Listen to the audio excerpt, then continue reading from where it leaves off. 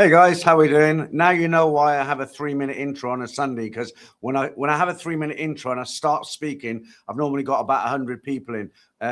People are coming in now, but I had 15 when I started, 29 now, so it's going up. Nice to see everyone in. Okay, what we're going to talk about today, I need some ideas because I've got kind of brain freeze.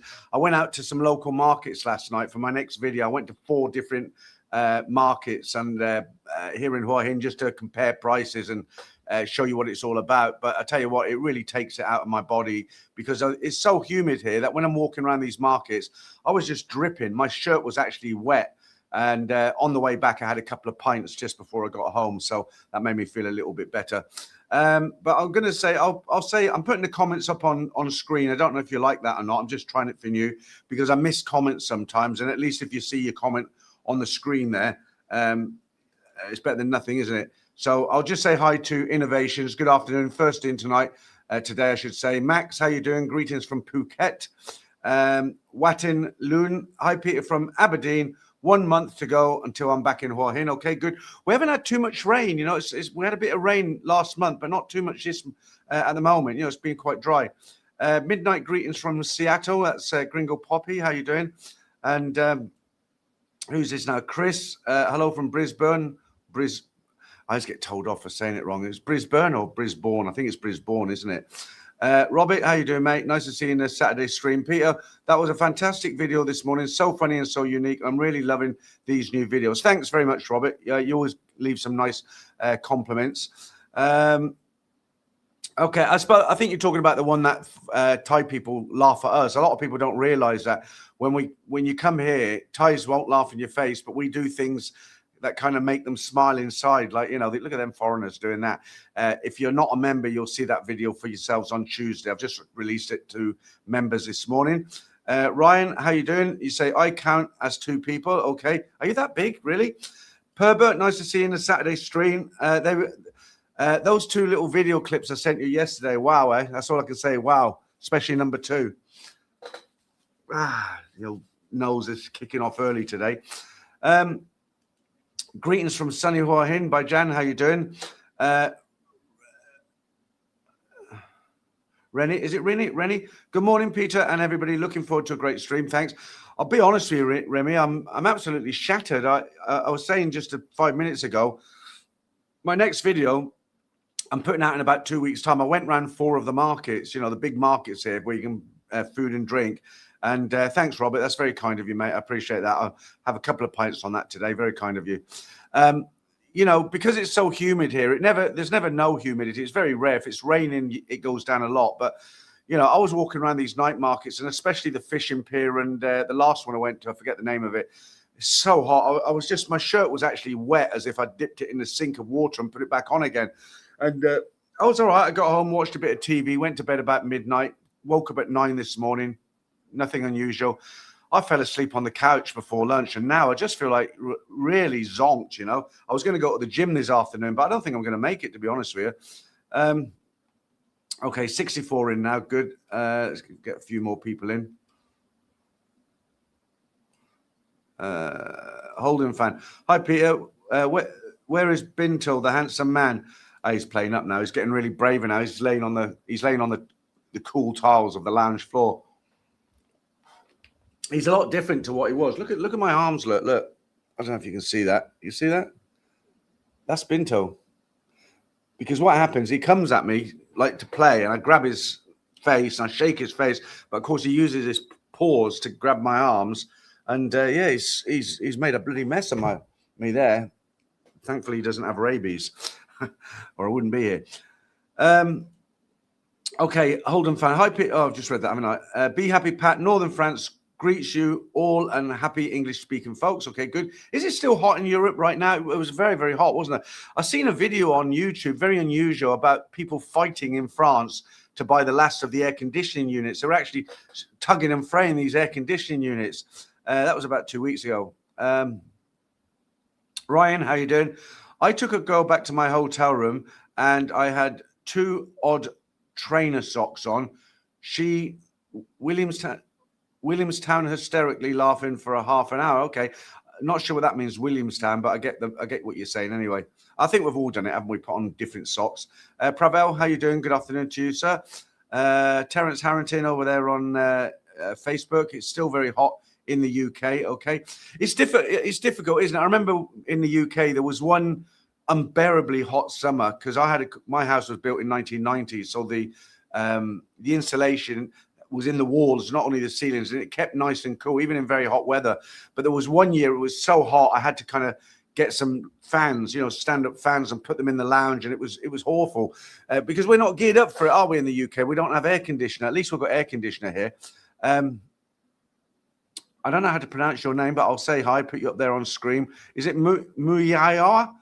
Okay, apologies if I've got your name wrong there, but quite a difficult one to pronounce. Okay, so like I just said a bit earlier, I'm putting the comments on the screen now below me. Where are they? It's hard to the wrong way. That way, yeah, there. So I don't know if you like them going up there. At least everybody gets to see your comments if I miss it. Billy the Brick, I like that name. Hello, Peter from Manchester, UK. Very hot in the UK, hoping for rain soon. Okay. It's the other way around here. When we get rain, we want it to stop. Terence, I've just arrived from Thailand, and it's very unusual to be this hot. Very hot at the moment. Very hot. Well, not as hot as April. April was really hot. I got the installation, and I've tried. When we moved in this house, this is a bit of an old subject, but just very, very quickly. When I moved down here to Hua Hin, this house is like a bungalow. It's a single-story house, okay? And what I didn't expect was how hot it was going to be in the house, because I'd just come down from an apartment in Bangkok, and obviously I've got more apartments on top. There was a building quite close to the side, so I didn't suffer with the apartment being really hot. I mean, it got warm, but not hot. And I've had to do so much to this house to bring the temperature down. I put the UV covering over the glass window at the front. We've put the canopy that hangs over the front as well. I put a 6-speed 5-bladed fan in the ceiling that's dropped in the lounge. But the big game changer is the insulation. I mean, I paid just over 20,000 for the insulation in the loft, 6 inches deep, and it really makes a difference. When I come out of here, I've got the aircon on now, obviously for the live stream, but when I come out of here, normally I go in the lounge, it's like hitting an oven, but it's very, very good now. So if you get in a house or you're living with somebody in a house in Thailand and it's hot, I really recommend getting the insulation. Phil, is it Phil? Yeah, Phil. Good morning. Went to work today, realized I was not needed. Glad to be back and watching you. Okay, Phil, cheers. And Andre, hi Pete, missed the live stream last couple of fortnights. Good to be back. Okay, yeah, good to have you back as well.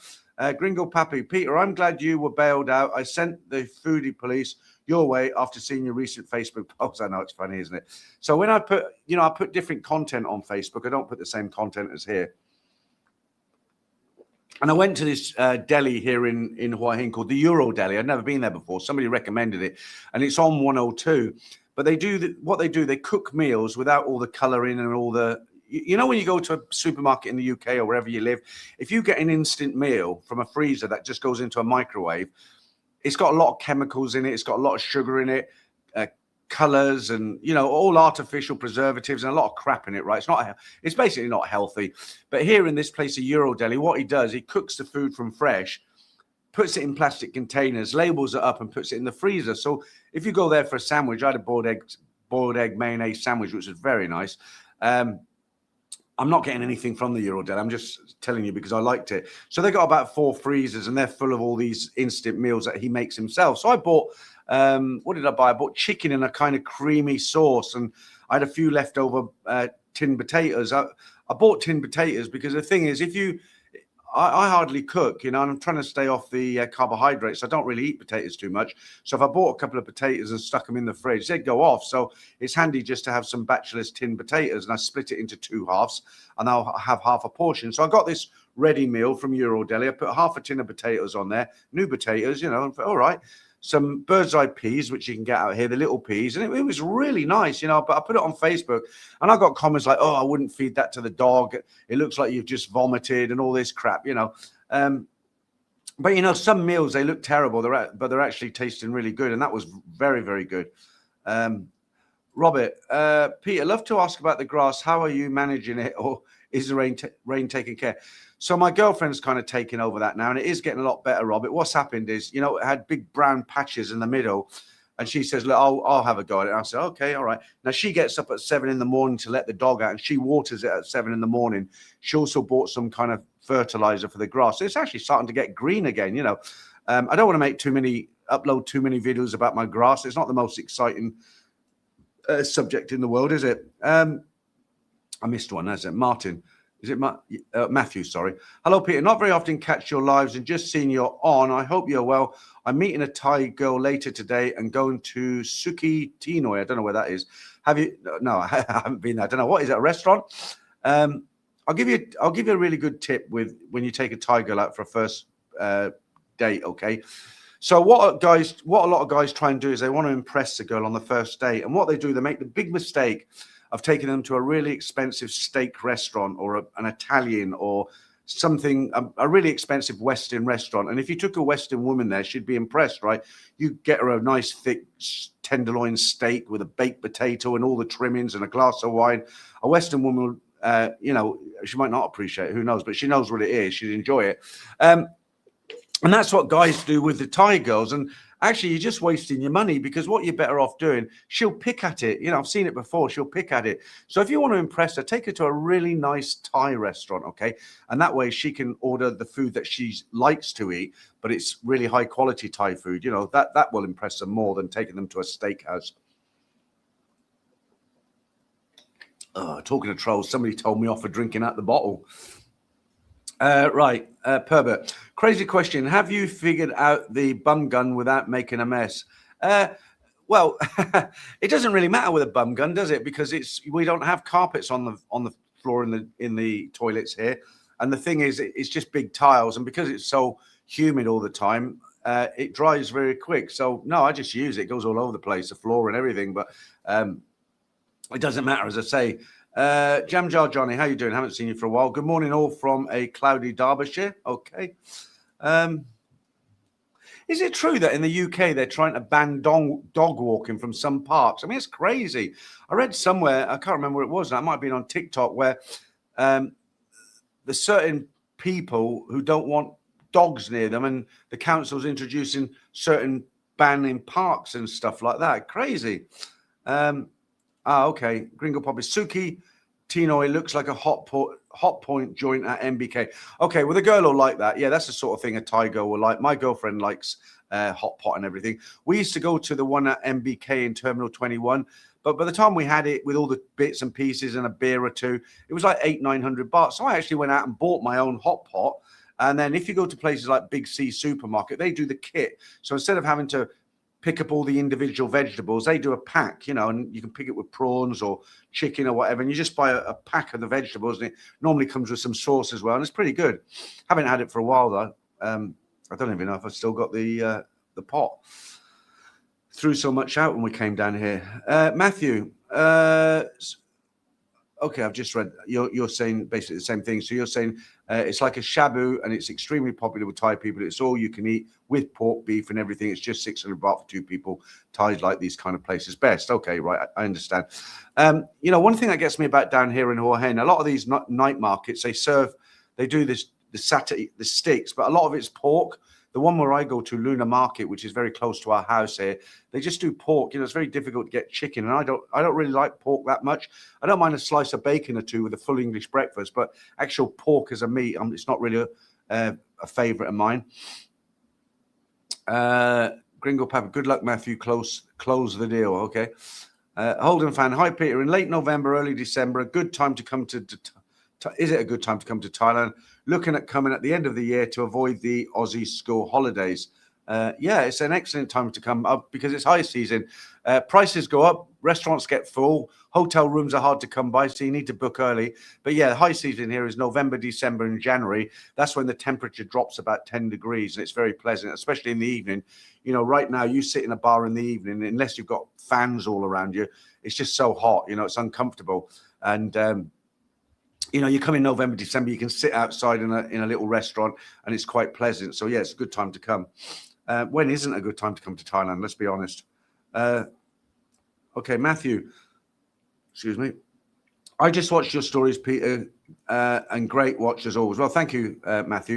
It's a funny thing with the stories. I've been reading them out for about 5 years now, and I try and mix it up. I do other videos, like just various restaurants and out and about videos and stuff, but they never do the numbers. They never get the same numbers that the stories get. The stories always do at least 10,000 viewings, and the other videos I do. I mean, I did the Hard Rock Cafe. That only did 3,500 viewings. I did a car museum that I was invited to here, classic cars. That did only nearly 2,000. What else? It's really strange. It's like the stories do well. I did one renting in Thailand. That's only done 3,000 views. Thailand's Hidden Beach, Prambury. That's only done 2,500.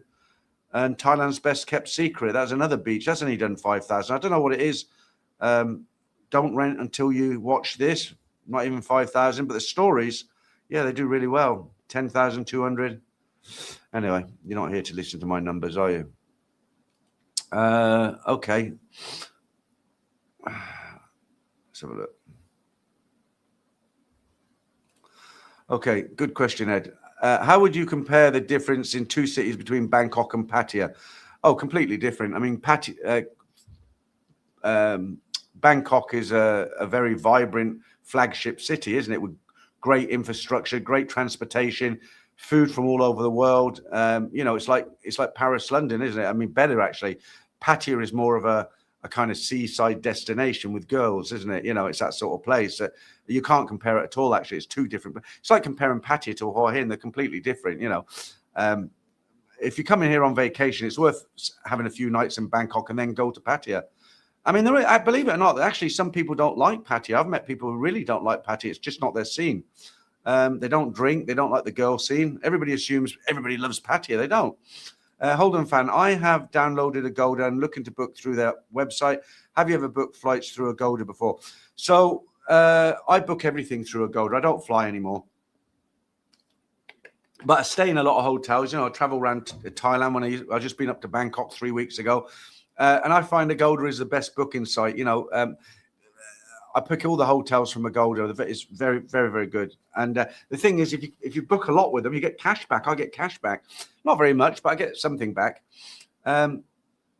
Kiwi Chris. Good day, Peter. I've just booked my next 3-week holiday, Thailand bound, Bangkok Pattaya, then Hua Hin. Might bump into you in early December. I enjoy the channel. Cheers. Okay, Chris. Well, if you're about for a couple of beers at 6 in the evening, because I don't do late nights now. I go out and have a couple of pints at 6 o'clock. I'm normally back home by 8:30.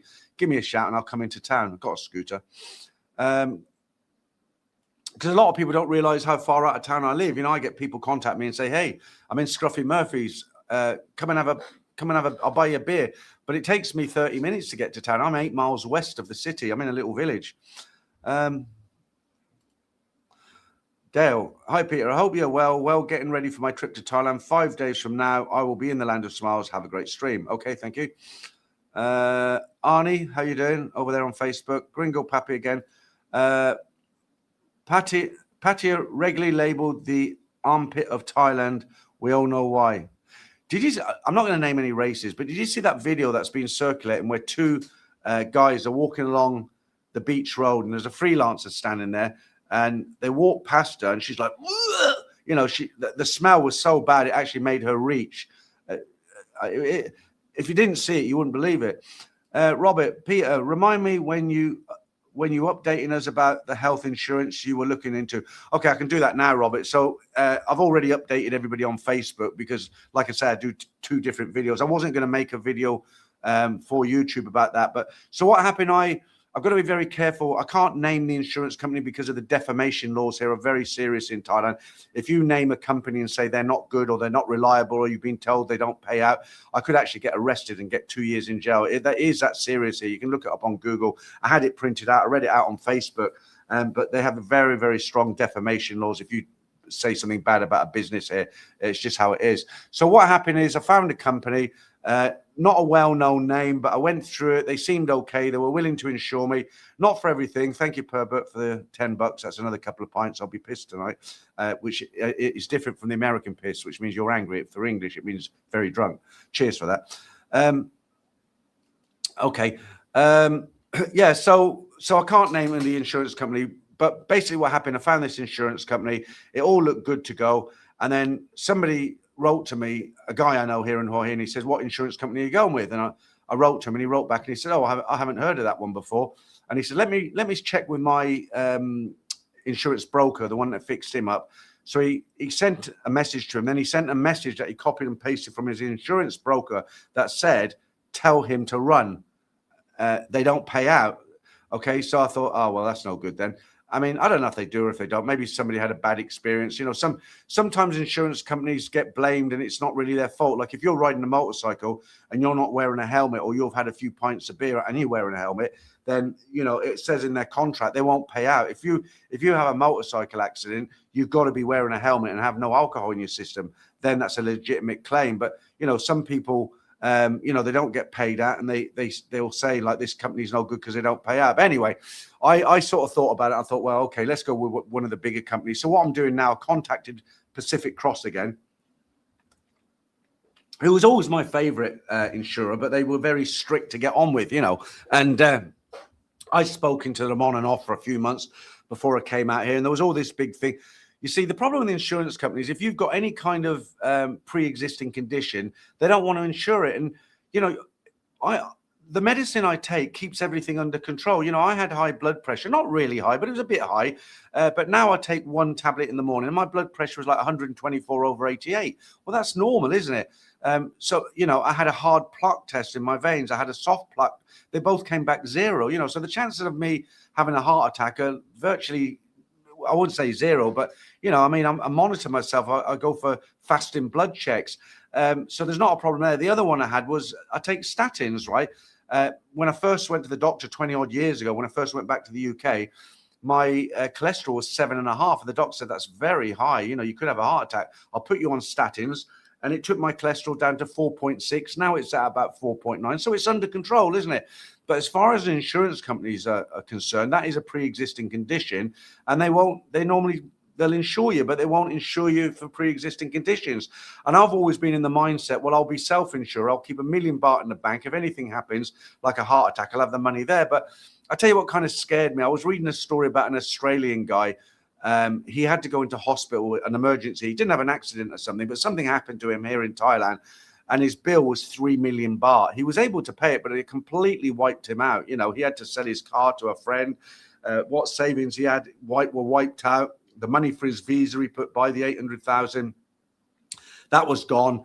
And it just completely, he was fine. But when he come out of hospital, he had nothing and he had to go back to Australia. And I kind of thought, well, I'm in the same boat. You know, I've got the million and I've got a car and a scooter and, you know, some savings. And, you know, and I thought to myself, well, if something happened to me like that, or what happened to Ed Sweeney, it's going to be a disaster, isn't it? So I'm not going back to the UK. You know, I mean, I might not even be able to fly to the UK if I'm that sick. So I am actively now trying to get back on with them. And what I've said to Pacific Cross in the meantime, I'm on a diet. Still taking the injections. I'm trying to diet. I've changed beers from Chang to San Miguel Light, which is much less calories. I'm going to the gym 3 times a week, 3-4 times a week. And what I've said to Pacific Cross, let me get my weight down another 10 kilos. I'll do another fasting blood check, get the lab report. Hopefully all my numbers will come down because my triglycerides are a little bit high. My blood sugar's a little bit high. And if I can get all that down, then they're more likely to insure me for more, because that's what happened the last time. There were 4 things they wouldn't insure me for. I lost the 20 kilos. This was just after COVID, if you remember, if you follow the channel for a while. I lost just over 20 kilos, went back, had another fasting blood check and lab report, and they looked at it and they said, well, we'll insure you for everything now. And there was only one sticking point, and that was a heart attack. But I didn't quite understand it, because they said, well, we'll cover you for a heart attack if it's this kind of heart attack, but not if it's that kind of heart attack. And at the time, I just got fed up and I thought, sorry, I'm not going to do it. But that's the reason I'm actively doing it. And of course, I'll keep you updated. And, you know, if I do manage to get insured in the end, I'll let you know. Mike, hi, Pete. I have a condo, Soy 15, Bacau Pattaya. I appreciate not for everyone, but I like it, and a good hub close to Bangkok. It's like Marmite, but very cheap to live and good value. Yeah, I mean, it's like anything, isn't it? Once you've been in a place for a while, you get into a route. It's not like being on holiday anymore, is it? If you go to Pattaya for a 2-week holiday, it's like, well, I'm in Pattaya, out every night, you know, drinking and bar fining and everything you do in Pattaya. But once you live there, once you've been there 6 months and you settle down, you get into a routine, right? I mean, I live in a beach town. I haven't been to the beach for months. Mind you, that's because of the skin cancer I had. I had the last one burnt out 2 weeks ago. No, a month ago, actually. Mark Adams, will they supply small print? Will they supply small print? Yeah, they give you all, if you're talking about the insurance, yeah, they give you their terms and conditions. What I would suggest, there's plenty of lawyers here in Thailand, they're not expensive. I had a will done recently, it was 15,000 baht from a proper lawyer, somebody was recommended to me. Yeah, you get their terms and conditions, give it to a lawyer, and just tell them to highlight anything that you might not be happy about.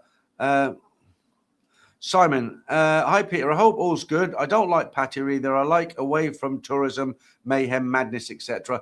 Up in Rangsit, it's very peaceful. So many friendly locals. With under the hour into Bangkok for knees up. Yeah, Rangsit. That's where Dave lives. Alpha Amigo. It isn't for everyone. I mean, I'll be honest with you. When I was like, I don't know why people say that. I'll be honest with you. It's like assuming you always lie, but for the next sentence, you're going to tell the truth, right? No, I used to really thoroughly enjoy Pattaya. When I lived in Bangkok, I'm 66 now, right? So I think it was about 37 when I was going down there regular. I had a place down there that I used to share with a friend that we just rented just to have as a boat hole, a base, because sometimes Pattaya gets very busy. There was a lot less hotels back then. Talking 25 years ago, there wasn't all this, the big tall skyscrapers like there is now. There was no Terminal 21 and those big malls. You had Mike's Shopping Mall. That's all that was there. And I used to thoroughly enjoy it. We used to go down for the weekend. We'd go to Walking Street. Walking Street back then wasn't like it is now. I mean, it's almost a little bit like walking through Vegas, isn't it? The street is full of hustlers, people selling everything from, everything, it's all neon and all the bars are open now, live bands and, tourist police walking up and down. When I first went down there, you didn't see anything on the street. You see a few people walking about, but there was nobody on the street actively performing or selling or singing or, out in short skirts. Everything was behind a closed door. So if you went into a go-go bar, you walked down Walking Street, it was like walking down Soy Cowboy, basically, similar. But even Soy Cowboy back then didn't have all those outside bars. It was just a regular street. Cars used to drive up Soy Cowboy. If you want to go into a place, you'd open a door and you go inside. And when you come outside of there, you were back on a normal street. That's what it used to be like. It's totally different now, isn't it? Thank you, Innovations. That's very kind of you. Enjoy a San Miguel. I will. Yeah, so it's all changed, hasn't it? Okay, Eric. Kevin, Thailand's medical bills were about 2 million, ended up going back to the UK. Yeah, he was one of the first guys I watched. He used to start off, he was a Cockney, wasn't he? He used to start off by saying, hello, people. And he used to do his live streams from, was it the Hemingway or... I know the place. I've had breakfast in there. It's in Pattaya, just off Soy Bacau. Was it Hemingway's? I think it was Hemingway's. Robert, funny you mentioned Pacific Cross. Wrote to me this week for a chat, and at 65, I also have the same conditions as you. But do you meet these people in their offices? Yeah, one of the reasons I want to go with them, Robert, is because they're basically based here, okay, in Bangkok, and they have Australian reps, okay. And when I had a meeting with them, they said to me, where do you want to meet? And I said, well, I'm near Terminal 21. Can we meet there somewhere? So we arranged to meet in the basement at Subway. And we had a sandwich and a coffee and we talked it out. And they are good. Look, the thing with Pacific Cross, okay, here's the good and the bad, okay. The good is the hospital deals directly with Pacific Cross and all the hospitals know them, okay. So there's no looking them up. Do they pay? Do they not pay? You get a card, you give it to the hospital, and that's it. You don't have to do anything else. Okay, the hospital deal directly with them. That's the good thing. The other good thing is, from what I've heard from people, there's no quibbling about payouts. As long as you haven't broken their rules. If you're on a motorbike, something hits you, you fly off your motorbike, land and break your legs, you have to go inside hospital, they pay up, no quibbling, okay? But the bad thing with them, they're really hard to get on the books with them because they'll give you like War and Peace to fill in. It's like... I mean, it's not as bad as it's not that bad, but you have to get, like, when I spoke to them this week, they gave me a form that I have to take to hospital, and then I have to get the doctor to fill out that form and compare it with the last one I had. Has he put on weight? Has anything changed? Okay, then I've got to fill in an application. And, I spoke, well, it's the same with every insurance company, actually. You have to fill in applications. But from what I've seen, you know, I've done a lot of research on insurance companies, and from even back 3 years ago, from what I've seen, basically based out here in Thailand, I think Pacific Cross is probably, in my opinion, okay, I think it's probably the best one to go for. I'm sure there are other big companies that I haven't looked into that are good to go with, like AXA, for instance. I didn't really look at them, but I've heard they're good. You know, there's probably quite a few good companies, but that's just the one I've kind of latched onto. Oh, it was the Hideaway, not Hemingway. That's it. Like I say, I have been in, I have had breakfast in there.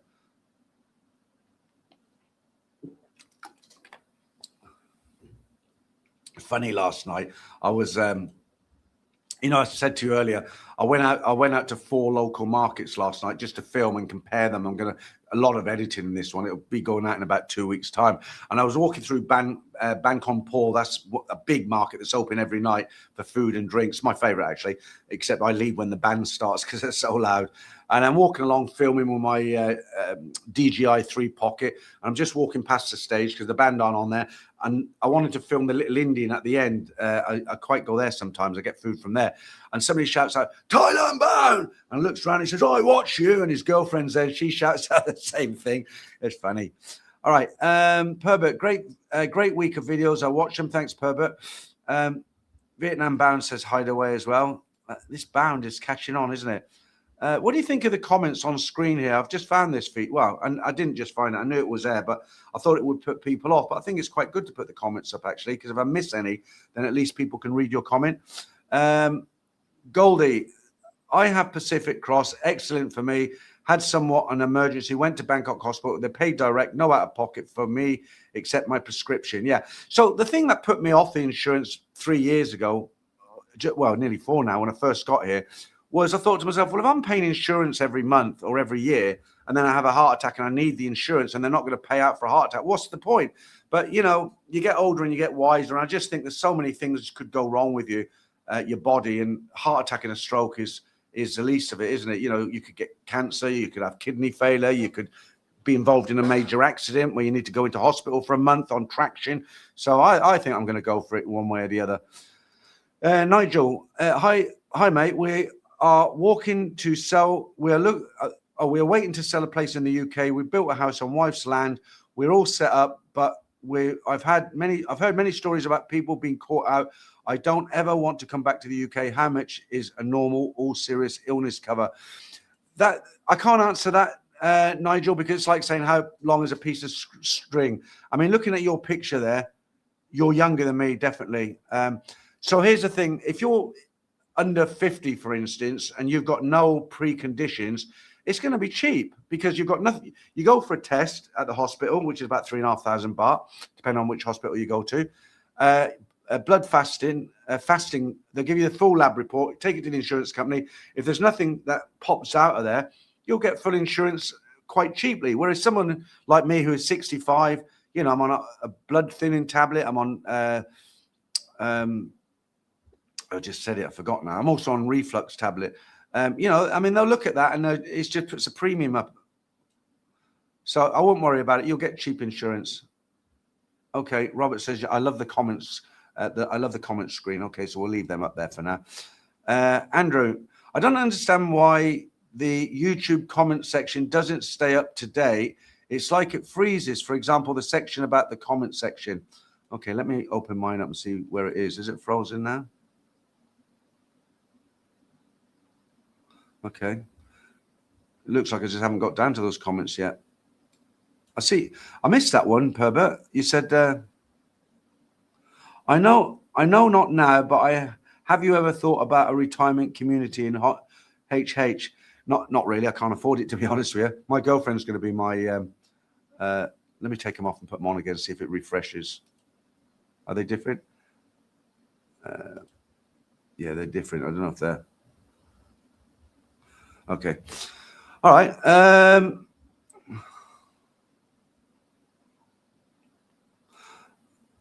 Okay, Matthew. I have 3 days off next week and I'm going to Pattaya. I found a sneaky way to kind of getting it for free. I message freelancers, and if they live alone, maybe I'd pay on a hotel I gave them. Okay. A lot of people do that nowadays, because the thing is, when you go onto a, you know, Thai Friendly or Badoo or any of these dating sites. If you're in Pattaya, you put yourself up there, your phone will light up like a Christmas tree, because you've got all the girls down there looking for customers. Yeah, and it's low season as well. Just hoping it doesn't rain today.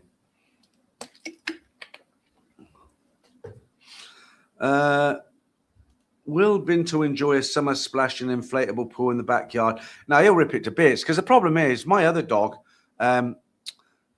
he's just died, actually, Benji, about 2 weeks ago. My girlfriend's, my daughter's were ever so upset. I was sad, but he's had a good life. He was 15 years old. You know, he had so many things wrong with him.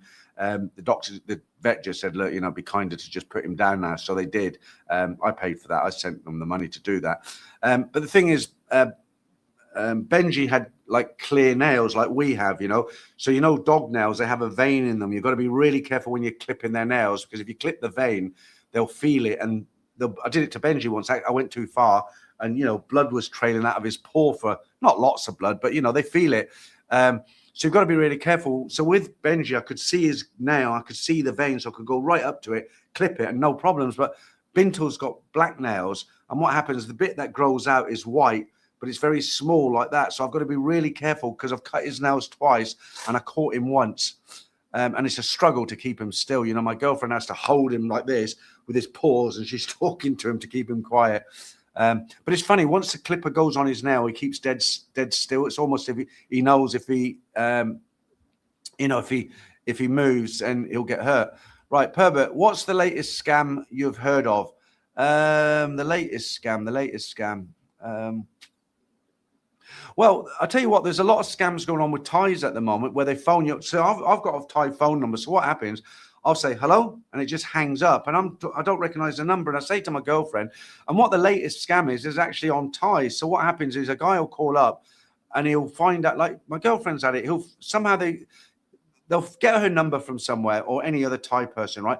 They phone up and they say, look, your son owes me, or your friend or whatever. They don't know the name. They just say, look, I was playing cards with one of your family members. They owe 3,000 baht. They haven't got the money. You got to pay it. If you don't pay it, somebody's coming to see you, sort of thing. And some people fall for it, and they send them the money. That's the latest kind of scam I've heard about. But with foreigners, it's the usual sort of stuff, you know, the tuk-tuk scams, and you know, the bill padding is not too bad now, because, you know, they used to, every time you had a drink, they put a bill in the pot and it was adding up, and they'd slip one or two in there. But now they don't. It's a continuous rolling bill. They take the same bill back and print out another one.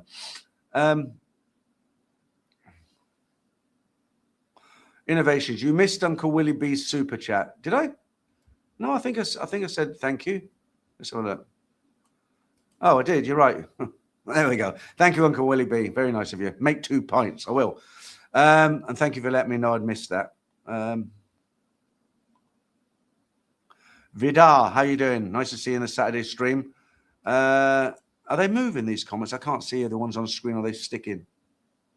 Not sure. That's nothing to do with me. That's oh, you can change the size as well. Tall. Oh, that's good. First time I've used them. Wide. No, I don't like wide. Tall's good. Let me open up my screen properly. Oh, you can read them, can't you? Let's see if we do them a bit bigger. I didn't know yet. I had these options. Medium. Oh, that's good. Tall and medium. I think that's the way to go. Or maybe tall and small. Let's have a look. Big. Yeah, too big. Small can get more in there. Let's see if it open up my, because I have my screen reduced so I can see your comments. But yeah, that's pretty good. But it does. It seems to be stuck, doesn't it? Right. Okay. Onwards and upwards. Holden fan, maybe you can get Binto a plastic clam shell, the ones that people get for kids. Binto won't tear that apart. Good idea. Yeah, they're the plastic molded ones, right? God, I'm thirsty. What did I have for breakfast? I meant lunch. I don't eat breakfast. I had a tin of Campbell's soup. Not good for you, is it? Instant that kind of soup. I was going to talk to you about something. What was it now? Oh, I'll tell you what we'll do. I'll play you this. I've done, you know, during COVID, I had a lot of time on my hands. And when I used to do the Friday night and Sunday night streams, I used to put together little montages of funny videos. I got Thai videos and stuff, and I dug them out and I play them in the members section now. So I've still got it here. Hey, look at this. Look, this is only in Thailand. This is in a cafe, right? What does this remind you of? Look, that's yeah, that's in a cafe here in Hua Hin. Funny, isn't it? Okay. Right, let me find this. Let me find this. Okay. It's only about 2 minutes long.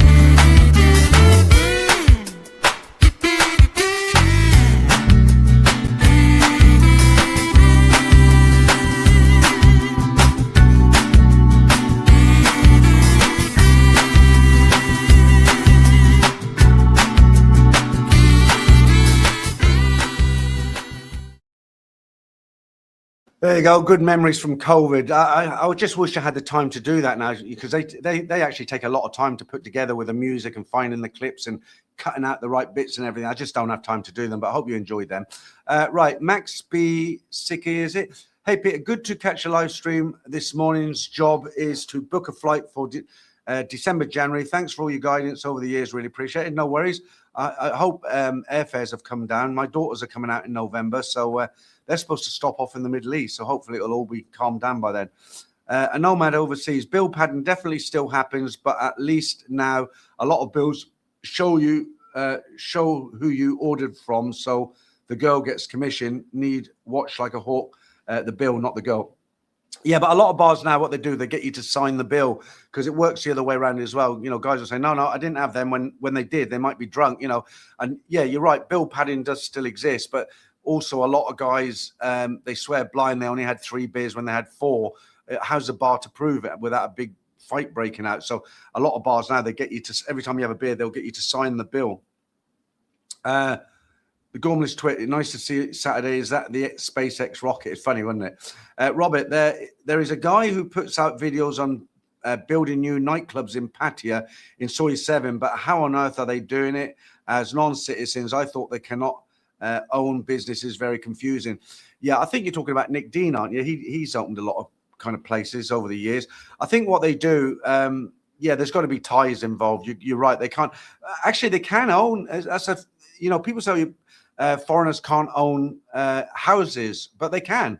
They just can't own the land that it's on. But a way around it, I met a guy. What he did, he bought a house. He's an English guy, actually. He lives in England, but he comes out here, has a Thai partner, and he bought this house that needed a lot of renovating. He had it renovated, But what happens if somebody else owns the land? What happens is whatever they decide, if they decide to sell that land or they want it, you've lost your house, right? Because what can you do? It's sitting on their land. So if someone says, yeah, you can build a house on my land, that's fine, I'm not using it, no problem, you're at the mercy of them. But what this guy did, the way he got around it, he went to a lawyer and said, look, I want to buy this house. The land underneath it is, nobody owns it, but I don't want anybody to come along and buy it while I've got the house. So the lawyer actually put a 30-year lease on it, so nobody could come along and buy that land. So although the foreign guy, the English guy, doesn't own the land, he owns the house that the land sits on, and he's not ever going to be thrown out that house because he's got a 30-year lease on the actual land itself. Or the lawyer's got the 30-year lease. So there is ways around it. It's just you can't you can't own the land. And as far as the nightclubs go, I don't know how they're doing it. I think there's ties involved in the background somewhere. Peter, you're awesome. Wanted to throw in super chat before I crash. Okay, thanks very much, Perbit. You're awesome too. You've been watching a long time. Robert, after the bad fire in Bangkok where 32 died, the victims' families are receiving 9 million Thai baht, but no replacement for their loved ones. It would not happen in the UK. This is why I love Thai people. 9 million, how much is that? That's about, $1 million is about £23,000, isn't it? So let's see what that could bring in the old calculator here. 23,000 times 9, you said, didn't you? So yeah, it's just over £200,000. It's not a lot really for losing a family member, is it? Okay. Right. I can't pronounce your name. Is it, how do you say that? Stay Taxera, is it? SY Taxera. Any fallout from the what? Tuffle, Dreg, China built. Oh, okay, I got you. Yeah. Any fallout from that's the name of the company, building that fell during the earthquake. People no longer have China build their projects. It's weird, what's big news here in Thailand dies very, very quickly. I mean, it's all over social media, it's all over the news, and then suddenly it's gone. You hear nothing of it.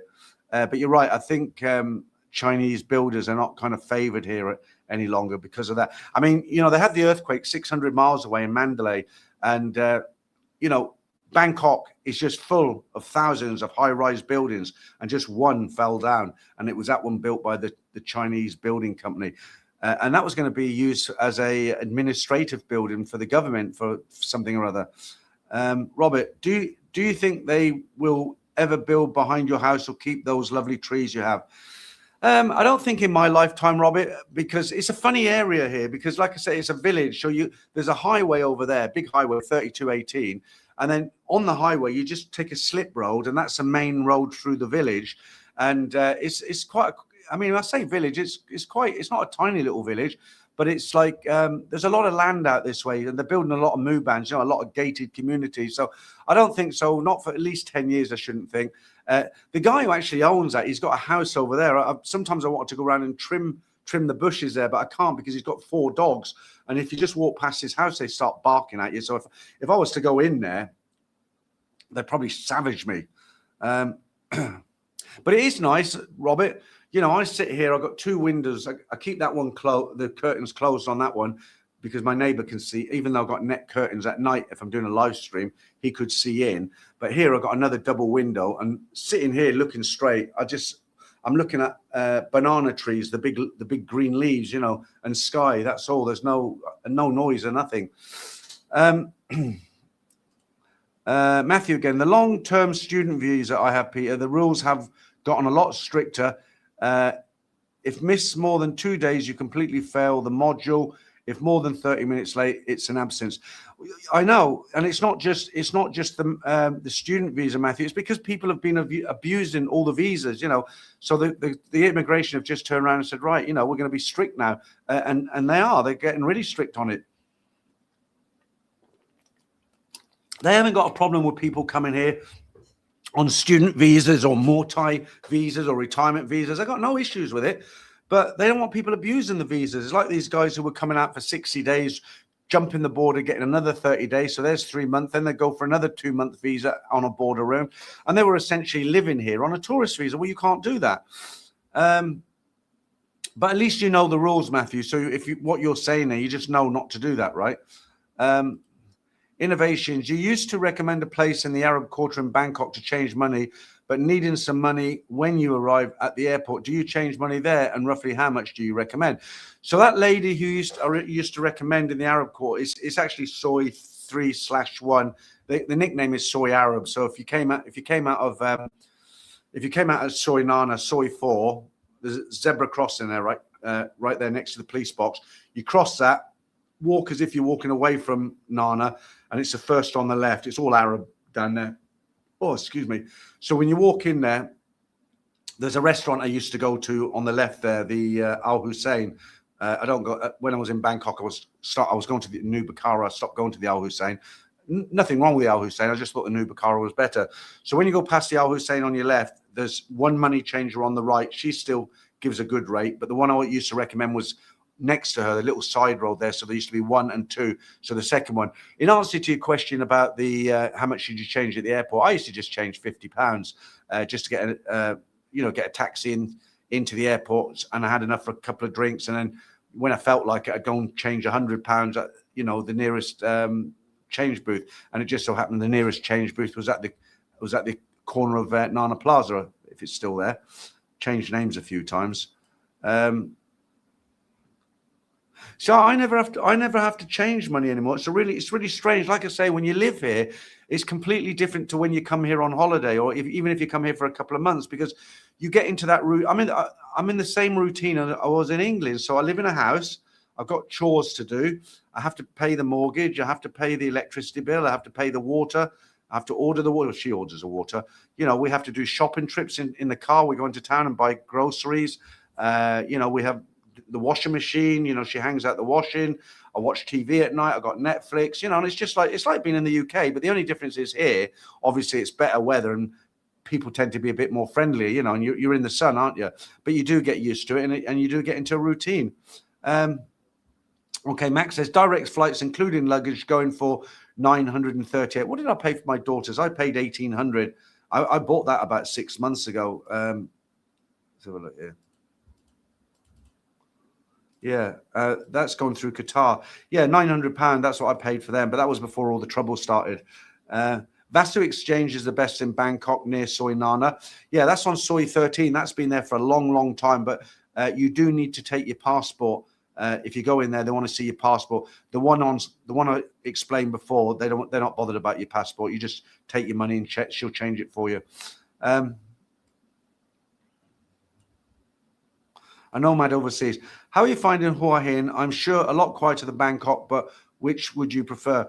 Oh, definitely Hua Hin. I'm not going to slate Bangkok because it's a great city. I had 3 years there. It's got everything. It's vibrant. It's great.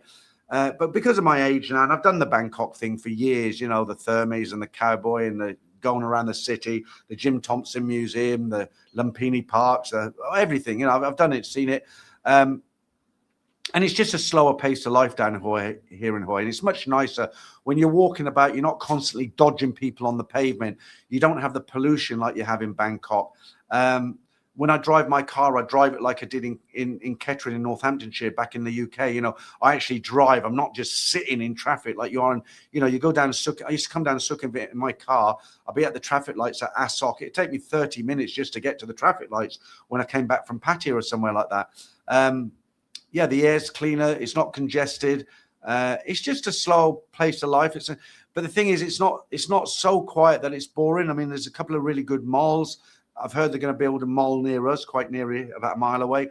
There's lots and lots of good Western restaurants, lots of good Thai restaurants, plenty of entertainments. They've got lots of bars, girly bars here. No go-go bars, but it's a good town. It's a good town, and I'm loving it.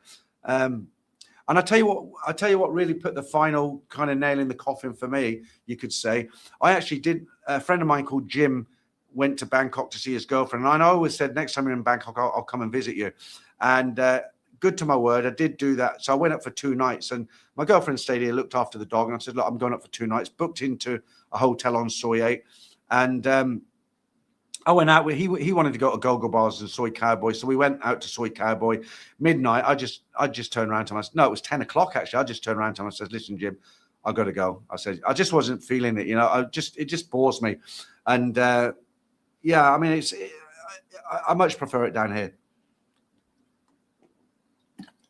And that little trip to Bangkok proved it. When I got back, because I did think that for a while. When I'd been here 6 months, I thought, "Oh, have I made a mistake?" You know, because what the one thing I really miss about Bangkok is the park that was at the end of my street, Benji Park. Because I used to walk every night around 5 o'clock, at least an hour, sometimes 2 hours, and then I'd walk around to the Red Lion, who had a happy hour, and I used to have a Tiger Draft, 99 baht. I used to do that religiously, you know. Then have noodles at the end of Soy 8 for 60 baht, you know. And I miss that, but I've just joined a gym now. I found a really good local gym I think it's called Hamptons, and I pay. It works out 700 baht a month if I pay for 3 months in advance, and they've got a full size swimming pool outside, which I haven't used yet. But I only go there and do some light weights. I do some curls and like this with weights in my hands, and I do 20 minutes on the running machine, just brisk walking, just to get the old blood flowing, you know. Matthew says, it's at the request of the immigration. When I'm there, people turn up hours late just to get the attendance, or they don't turn up. I can spot African freelancers a mile away when I'm there, for example. Oh, okay. I always wondered how the African girls managed to stay here. I thought they came in on tourist stamps, but I hadn't thought about that. So that's what they do. They come in and they get a student visa. Okay, that makes sense. Michael, hi Peter, great chat. Did you look at other parts of Thailand, quieter areas of Pattaya before choosing Hua Hin? Yeah, I did. I mean, one of the first choices for us was going to be Jomtien, but what turned me right off about it? My girlfriend, I've mentioned this before. She had two things happen. She went out to 7-Eleven a couple of different times. One time, a guy went up to her in 7-Eleven and said, "How much is short time?" Okay. And another time a guy went up to her in 7-Eleven and said, "Can I get your line ID?" Well, I don't want her to be in that environment, right? She's not that sort of girl.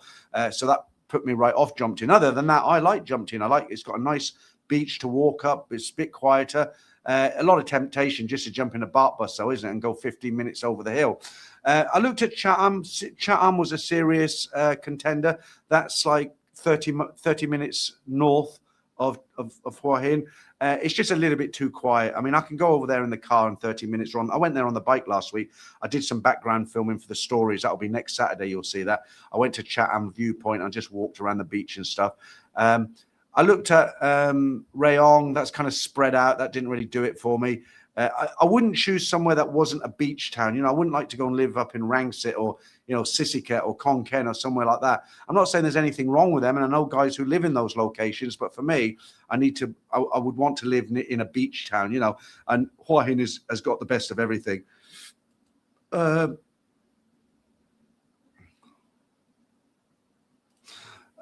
Lost in Australia, I was always told to change money at the lower levels of the airport. So that's super rich. They've got some change booths downstairs, and you go down there, and they've always got big queues. But you know, the way I look at it, yeah, they're cheaper, but you're not going to go down there and change £1,000 or $1,000, are you? You're going to change $50 to get to your hotel, and you're going to change later because you know you don't want to be in a queuing up for money. You know, you want to get in that taxi, get your bags down, and go out, don't you? I don't think you quite finished that one. The Wood Angle Live. Did you hear about no Temperance Ministry? Do you still have a UK bank account, or did they force you to close it down as you don't have a UK address? So I have 4 UK bank accounts, and no, I don't close them down because I have business in the UK. I have a legitimate business still, and I have a UK address. So I have my UK bank accounts. I have my UK address where I'm register that with the local council, and I've got my business, and I file a tax return every year with my UK accountant. Giving you a lot of personal information there, but I know where you're going with the question. So no, I do have a UK address. But what you're saying actually happened to my friend Simon, because he moved out here. He had an account with Lloyd's, and they just said, look, you can't have a UK bank account without a UK address, and they closed down his account. He didn't lose any money or anything, but they just tell you can't have a UK bank account. SY tax error. Question: Do you think Thailand will ever do away with coins completely, like Cambodia, or go to a cashless society? I think it's going that way. It's already there in a way. So if you live here or you're a Thai, you hardly use cash at all. My girlfriend carries a couple of hundred loose baht in her pocket whenever we go out in small denominations. And the only reason she takes that out is because if we go to the Klansman, okay, a pub halfway between here and town, we'll order some food and drinks. And, you know, a couple of the waiters take care of a little girl, a waitress and a guy. One will bring the beer, the other takes our food order. And they do a good job, and we'll give them 20 baht each. Now, you might be thinking, cheap Charlie, 20 baht each, but, you know, we go there often, and we sometimes I tip 3 staff, you know. So, you know, you've got to think of it that way. But the point about your question, do you think it would be a cashless society? Yeah, because, so here's the thing. Any restaurant or bar, anything I go to, I have my bank account, 3 bank accounts in Thailand actually, and I have a QR code. They'll show me their QR code, and I just scan it one bank, and it's paid for. That's it. And the only place I can't do that is in 7-Eleven. But again, because my girlfriend got me a True Money wallet app, so I do the same thing. So instead of they get the QR code up, and then, no, I give them my QR code for True Money wallet, and they scan it with the register. Same with taxis. I don't take taxis now, but if I took Bolt, you can use a QR code. I can't think of anything that I have to use cash for. Even small noodle sellers, you know, these people who make pad thai on the street, they have their QR code in a plastic folder hanging from the cart, you know, and you say, like, how much is it? 60 baht. Oh, QR code. It should say, yeah, it's on the side of the cart there. Because even like when I go out for lunch with friends who live here, there's one friend in particular. If we split the bill, that's what we used to do. One of us would give 1,000 baht note for the bill, and then I said, "Oh, how much do I owe you? Yours is 380, or here's 400. Don't worry about it." We don't do that now. So if he pays and I owe him 400 baht, he'll just show me his QR code on the phone, and I'll snap it, and I paid him back. You know, so yeah, I think it's almost like that now. Will they do away with coins? I think they probably will one day. Okay. The Wutong Life. Did you hear about the Italian teens disrespecting Thais on the BTS? It's gone viral on social media. So somebody sent me a load of pictures on Facebook, and I thought, what's this? They're you know, I don't know what this is because they didn't tell me what it was. And my girlfriend told me about it, but her English is limited, so I don't know what they did. I know there were some Italians on the BTS, and they argued with some Thai people or something, but I don't actually know what. I mean, if you've got a link to it, let me just put my email address up for a second. If you've got a link to it, please email me because I'd like to have a look at it, especially if you've got any video of the incident. Okay, you can pause that after the stream if it wasn't long enough. Oh, why have I not put them comments back up? That was for that funny thing, was it? There they are. Right, Gerald, how you doing over there in Singapore? Hi, Peter, just joined the live. Much love from Singapore. Thanks, Gerald. Over we're going too long today. Okay, Jam Jar Johnny. I was in Kettering last night delivering petrol to Tesco's. Nothing changes there. Yeah, no, it's not the most exciting town in the world, is it? So now I know you drive a tanker lorry. I didn't know that. That Tesco's I used to go to very regular. That was our local shop. And I used to fill up there as well sometimes. Matthew, I always check the baht against so you must have gone down the A14, right? A14 to get to Kettering. I always check the baht against the pound. Ever since the war in the Middle East, the baht has gotten weaker against the pound. When I arrived here, it was 43. Then it went to 42. Now it's 45. Yeah, and I'm gutted a little bit because I just brought over £10,000. What I do is I don't bring it over month by month. So I brought over £10,000, and that'll last me probably about. Well, I can't remember the last time I did it. It was about 8 months, 9 months. I don't spend huge amounts of money here. But the point is, when I brought that 10K, 42, and now 45, or it was 45. Robert, heads up, Ethed offers 2 free nights in Abu Dhabi when you book the Bangkok BGK, if that's what floats your boat. And prices are always good in October, November, as Thai Airways is getting pricey. Okay. I've never done the flight where you stop off in the Middle East. My daughters are doing it. They're still young, right? So they're going with Qatar Airways. They stop off in Qatar, I think 2 hours. But I know people who swear by it. I had a friend in Bangkok. He used to always do it. He used to say, well, it's great because I can do 6 hours and then I can get out in the airport, stretch my legs, and do another 6 hours. But I always had the mindset, like, once I'm in that aircraft, I don't want to come out of it again until I'm in Bangkok. And that's what I used to do. I used to fly 2 airlines, Thai Airways and Eva Air. Pretty much the same. Bottle Baby, what's up? I'm viewing this inside of my time zone. No idea. Well, it's an earlier stream on a Saturday, Bottle Baby. I start at 2 p.m. on a Saturday. The Sunday stream next week is at 8 p.m. in the evening, my time. Franco, what have I missed? Damon, we haven't seen him in tonight. How you doing? Vietnam bound. What about Bang Saray? Bang Saray is a nice town, but it's a bit like Chatham. It's very nice to visit. It's got a beautiful beach, some nice little restaurants and stuff.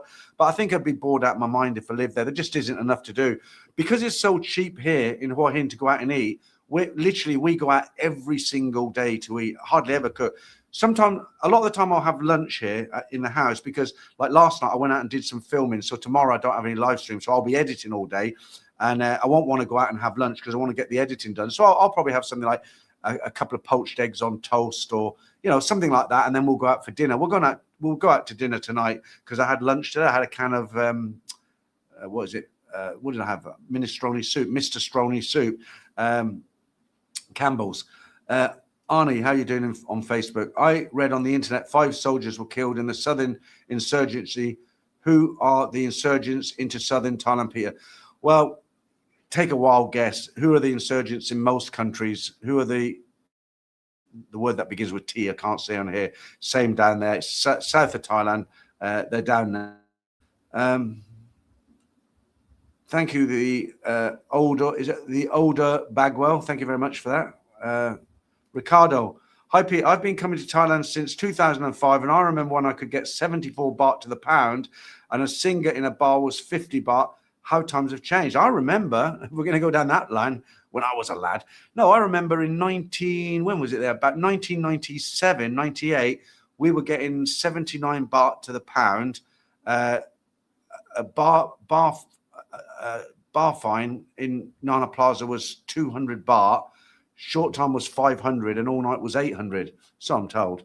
Right, Martin Barker. I always use scan here and everywhere, except it here, apart from 7-Eleven, and it's so annoying how they don't accept it. I guess 7-Eleven is special. So that's what I just mentioned, Matthew. So I had the same problem. I always used to have to pay cash in 7-Eleven, but I could use QR code everywhere I went. And it was so annoying because you always get coins back in 7-Eleven. It's never like 100 baht, 200 baht, 50 baht, 20 baht. It's always like whatever you buy, it's like, 56 baht, 101 baht, 86 baht. So you always end up with change. And what happens, I used to come into my apartment, I had a glass mug on the side.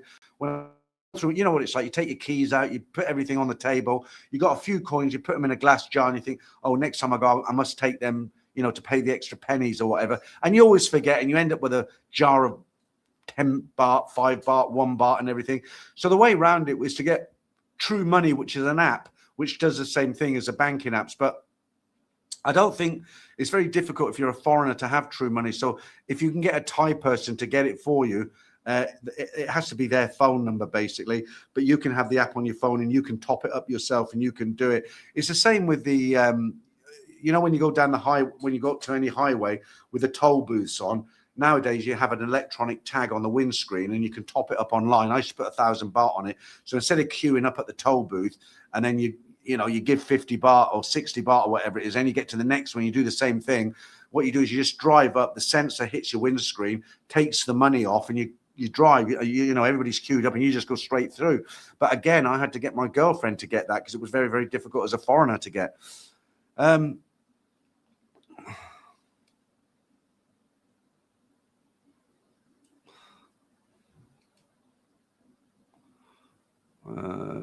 are we? Uncle Willie B. The tourist, what works for payment, I have Alipay and WatchaPay, is it? I haven't heard of them myself, but whatever suits you, whatever works for you, isn't it? Ray, how you doing? Happy hour beers in Jomtien, 39 baht. That's incredibly cheap. How do they do it? 39 baht. I mean, if you go into 7-Eleven, a small can of Chang is, I think it's 32 baht. I know a large one's about 50, 51.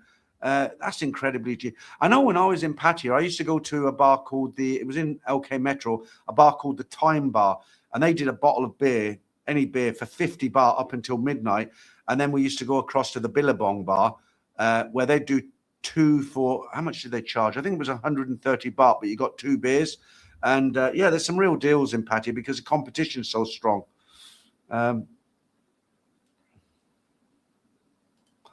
Michael, thanks for the advice. Do find the type of expats or tourists is different for Pattaya or Phuket, e.g. no drinking idiots. Yeah, and look, I know I keep talking about Hua Hin like it's the best place on earth, but I've never seen a fight here in Hua Hin. You know, it is really different demographics. There's a lot of really old guys down here, okay, but most of the guys there's a lot of guys from Holland, Switzerland. You do have Germans, Americans, English, all the rest of it, but not like in Pattaya where they kind of dominate the tourism down there. The tourism's dominated here by Norway, Switzerland, Denmark, those sort. I don't know why. And they all have Thai partners, you know, either a Thai girlfriend or a Thai wife. And I think, as I've mentioned before, I think they do what I did. I met my girlfriend in Bangkok, came down here, decided we want to live here, moved down here. So it's a lot more. There's a quieter vibe down here. You don't see. I've never seen a drunk. People get drunk, but you don't see the same sort of drunks like you see on Walking Street. You know, you don't have ladyboys hanging about. You don't have, you just don't see like rowdy foreigners here. Mind you, saying that I'm not out late at night, but then I don't see videos from Hua Hin really kicking off. Tim, thank you, Tim. I want me to get my head through the door. Phil Grumbridge, is it? I live in Northampton. Kettering is a nicer town. I did some seasonal work at the Wicksteed Park. Think it is one of the oldest amusement parks in the country. Nice place. Yeah, Wicksteed Park's really nice. It's really an unspoilt park. It's been there for over 100 years. Now, Charles Wicksteed, he actually originally, the company's still open. He's not around, obviously. It's 100 years ago. But his company, he used to make children's toy climbing apparatus, you know, slides and, you know, monkey bars and everything like that, which is one of the reasons he opened the park in Kettering to show off. You know, if somebody wanted to buy his equipment, he'd take them to Wicksteed Park and they could look around and he said, well, we can fabricate all of this. But, you know, they're very cunning to collect money in Kettering, the council, what they did. So Charles Wicksteed always said the people of Kettering will never pay to come into Wicksteed Park. It must remain free. That was his thing. So anybody, even poor people, the Kettering, the town was they used to make, they were famous for making shoes, leather shoes, boots. It was shoes and boots manufacturers. They were everywhere. All the old factories that have been turned into apartments now, flats. And but how they got around it now, I mean, I never paid to go into Wicksteed Park, but cars used to park on the edge outside, you know, and then they put a load of stumps in so cars couldn't park, wooden things, you know. And then what they did, they started charging for cars. So they're still letting people go for free, but obviously you need somewhere to park. And on a nice day, there's no parking anywhere around there. So people have to go in and park, and they charge you to park your car. So even though he said it will be free for the people of Kettering, they still end up paying because they have to pay for parking. Are more people going to Myanmar for their gambling fix since the Cambodia border is still closed? You think this will go on for years? Well, the Cambodia border is closed by land, but you can still fly there. Cambodia is only an hour's fly, and I flew there last year before the Troubles. But as far as I know, if you go to, we went from Dong Muong, the older airport, you catch was it Nok Air? You can still fly into Cambodia, and you can still fly from Cambodia to Bangkok. You just can't do a land crossing. And they beefed it up now. You know, the Thais have put all fences up with razor wire on top. Peter, I live near Don Muang, and there is a bar here, 2 large changs for 99 baht. There are still deals scattered around. Yeah, a long way to go for 2 beers, though, isn't it? Yeah, that's a good deal. But you'll find outside of tourist areas in Bangkok, you can still get good deals. You know, down here in the markets, it's not very many. There's only one of the markets I filmed last night. It's a real touristy market. I don't go there, right? I won't name the name of it for the reason I gave earlier, but they won't sell large beers. So a large beer in most of the markets here, Chang, Leo, you know, the other beers, they're like 65 to 70 baht for a large bottle. In this tourist market, they're 80 baht for a small bottle, you know, because it encourages people to buy more because it's a small bottle, right? And you know, it's just a lot more pricier. But yeah, there are deals. We eat in the markets all the time. There's a market near us called Luna. We're in there about 3 times a week. My girlfriend will have a meal. It'll cost her 50 baht. What's the point in using the gas and go shopping in town? And, you know, Andrew, 3 large bottles of Chang for 100 baht not so long ago. Yeah, the local market where I go, Luna, they do 3 bottles of Chang for, I think it's, let's get a calculator, because it's generally 70 baht. So times 3 at normal price would be 2. Yeah, so 3 bottles of Chang, if you just bought them one at a time, is 210. And if you buy 3 together, it's 190 baht. It's cheap, isn't it? It's only like Sukhumvit. I mean, even Patty, you get the deal. It's only like Sukhumvit, you know. I mean, I used to go for the happy hours in Sukhumvit, like the Red Lion. You know, I stopped going to go-go bars. They're just beyond a joke now. You're paying like 190 baht for a small Heineken. You know, it's just crazy prices. Okay, the Wood angle, live. The Italian teen tourist gave the middle finger, used a finger on their eyelid to slant them, shouted insults and said, sorry for bringing money to your country. Google it. There is a video. That's terrible. That's terrible. No wonder the Thais are getting fed up of foreigners. You know, it's just, like I said, it's what I call tourist fatigue. You know, I remember when I first came here 28 years ago, the Thais were so really happy to see you as a foreigner in their country. You know, they went out of their way to make sure you had a good stay. They're polite. You know, I mean, I'm not saying they're not polite now, but, you know, they look at people like that and, oh, my God. Michael, thanks for the great advice. I've read that, haven't I? Mark, wow, cool. Caught alive. I hope you are well. Very well, Mark, over there on Facebook. Thank you. We'll put you up there. Look, give you a wave. Right. Lost in Australia. Do people use Wise cards in Thailand? Seemingly no bank charges. I have a Wise card and I've got a Wise debit card. And whenever I pay for software online, because, you know, being a YouTuber, there's certain software that I have to use. And it's not free, you know, like I don't use YouTube music, you know, YouTube have a music library, but, you know, you play a song and you hear it on 20 videos on YouTube. So I'm a member of shut up. I'm a member of what do you call it? I get music from them. I have to pay for it. I've got a couple of AI sites I'm signed up for. So I use Wise as a debit card and I keep the majority of my money in Wise. I've got bank accounts in the UK. But, you know, I got money coming in from my business in the UK. And then what I'll do, I'll let that pile. It's not a big business, just a sideline, you know, not much. But what happens, that builds up and then I'll send it to Wise. And at a certain point when I need money here, I'll bring over a chunk. So all my money essentially is earned in the UK. But Wise give a very good rate of pay, a very good interest rate. Like my bank in the UK, it's like I looked at it yesterday, actually, they're giving me 0.75. 0.75, right? How kind of them. Okay, Wise, when I first joined them, they were giving me 3.9%. They now give me 3.6%. So it's still a lot better than the UK. So the bulk of my money I leave in Wise. Mark, will you be taking any low season trips to the islands? I don't think the islands, Mark. It's just the logistics of it. I mean, when I was living in Bangkok, I went to Koh Samet a few times, not Koh Samui, Koh Samet, because I'd drive down to Rayong, which was about 3 hours, and then we took the government boat over to the island. I went there once for my daughter, twice for my girlfriend. The problem is all the other islands, they're all down south, so you have to go to Phuket. And when my daughters come in November, they actually want to do the islands. And I said, well, look, I haven't got time to come to the islands. So they're going to fly from Heathrow straight down to Phuket. They're going to do 3 nights, 3 days exploring the islands. And then they're flying up to Suvarnabhumi. And I've booked 2 hotel rooms, one for me and one for them. And then we're coming down to Hawaii the next day. And they're going to stay in a hotel on 94 for 6 nights.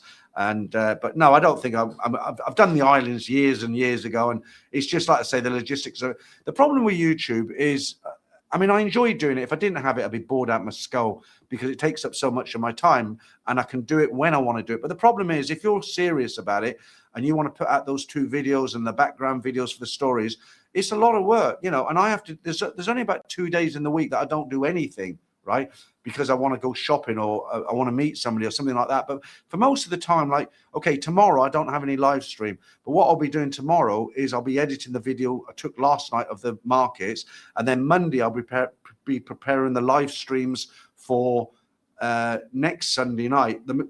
because a member stream is quite a lot of work with the competitions and everything. And then Tuesday, I'll be thinking about making another video for the following Saturday for the members. And then before I know it, it's Friday and I have to put the stories together again and Saturday record them, you know. So it's to get away for a few days, it's quite difficult. And in fact, I'm thinking, what do I do when my daughters get here? Because I'm going to have to either the stories, I'm going to have to do a few in advance so that I don't miss out any Saturdays, but I won't be around much when they're here.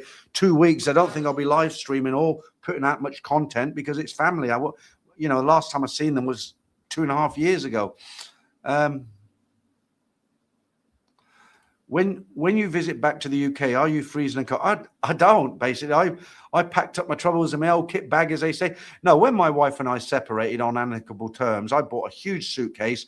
I gave Franco everything. Franco's moderates, his friend as well. He lived quite close to me. Everything I didn't want to throw away, like I got some really nice old aviation books. I had a toaster and some various bits and pieces. I gave to Franco. I said, look, keep it for me, but I don't think I'll ever come back for it. He's actually using my toaster. He said to me when he makes toast, he said, I'm having some Thailand-bound toast this morning. Right? And then what I did is all the furniture, I got a big skip on the driveway. My wife didn't want to take any. She wanted to buy all brand new furniture. So the beds I broke down, put them in the skip. 2 nice sofas. The new people the teachers who bought our house, they wanted to keep that and some chest of drawers and stuff. So I bought a big suitcase, huge suitcase, because I was coming over business class first time. I had a big, I forget what the limit on luggage was, but I think it was about 60 or 80 kilos. So I thought, I knew what I can get here and what I needed to bring. So I just brought even a lot of papers I threw up, but I brought over my personal things, my clothes, any documents that were important to me. I brought them over, and everything else I just, you know, I knew I wasn't going back to the UK. So I've been here now. This is my 4th year. I've only been out of the country, out of Thailand for 1 week. And I took my girlfriend to Cambodia before the trouble. We can't go there now, obviously. But I can't see me ever going back to the UK, you know, ever. And in fact, without sounding morbid, my death is already planned here. You know, I'm going to get burnt and my ashes will go to the temple where her mother and father are. The family's already agreed that, and it's in a will. It's all legal. So that's what's happening with me. Right. Tony, how you doing? Tony Hubbard. Good morning, Peter from England. Missing Hua Hin. We'll be back in November. Don't worry, I'm keeping it warm for you, Tony. Right. Matthew, I know the market you are talking about in Hua Hin is the tourist one, Peter. I have been there before. I noticed tourist areas, unless you're going to a traditional Thai restaurant, they are small bottles. Yeah, I mean, if you go around Bintabat and Soy 94 here in Hua Hin, they're generally tourist areas, and they'll normally serve you the small bottles of beer, not the big ones. And they're generally, funny enough, I was in 94 having a beer with Simon. Yeah, it was 80 baht for a small Heineken in the beer bars. I'm not really interested in doing the bars anymore. If I want to go out and have a few beers, what I do, I go to a night market because they're cheap. It's not that I'm a cheap Charlie. I just don't like throwing away money if I don't have to. If I wanted to go to a go-go bar and it was full of beautiful ladies and there was music playing and there was a DJ and they were charging me 180 baht for a small beer, I wouldn't have an issue with that because I'm not paying for just the beer, am I? I'm paying for the comfort of the seat. I'm paying for the air conditioning. I'm paying for what's on stage to look at, you know. The DJ, the music, and all that. So it's a package. You're not just paying for beer, are you? If you think in them terms, you might as well go to 7-Eleven, spend 50 baht, and sit on the steps. Mind you, I know guys who do that. But I, you know, we go to a night market. My girlfriend doesn't drink. I'll have 2 San Miguel lights. They're 90 baht in the market. There's big San Miguel lights, but I'm trying to lose weight, so I've switched. I don't know if you can see I've lost 5 kilos, but you know, and she'll get herself a plate of fried rice or some. I can't remember the name of the dish she likes. It'll come back. It's memory. It's old age. And, you know, I'll spend, 180 for the beer. She eats something, 50, 60 baht. 250 baht. I don't generally eat anything in the night market. I like to go over and have 2 beers. Then I'll come home and I'll have a bowl of cereal or something. I don't really eat a lot at night. Okay. Moving into cashless society is a wet dream for the government in any country. They can monitor and tax everything. A tip to some hardworking worker: give money to your kids. Awful. Okay, that's one way of looking at it, I suppose. I would say that's more in play for the UK because they're trying to squeeze out every penny they can from workers in the UK, aren't they?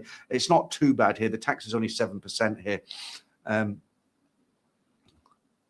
I mean, it's getting really ridiculous. I just hope the Green Party don't get in. I don't really do politics, but I just want to tell you this because this is how ridiculous their policies are. So what they've said is, if you own a second property, you've worked hard all your life, okay? You've invested your money in a second property, you're renting it out, that's your pension for when you're old.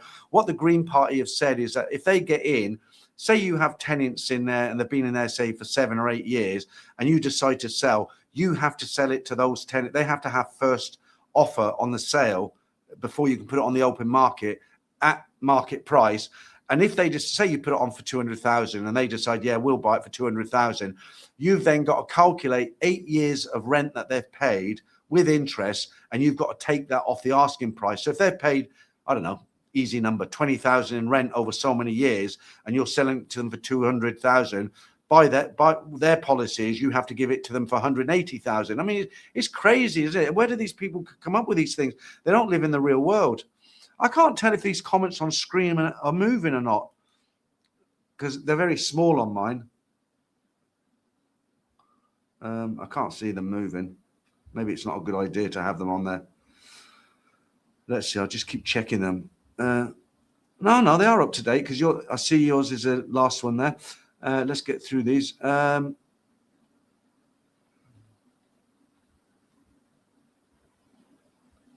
Okay, David, I'm taking it slow because there's less people in the Saturday stream, so I'd like to read out all your comments.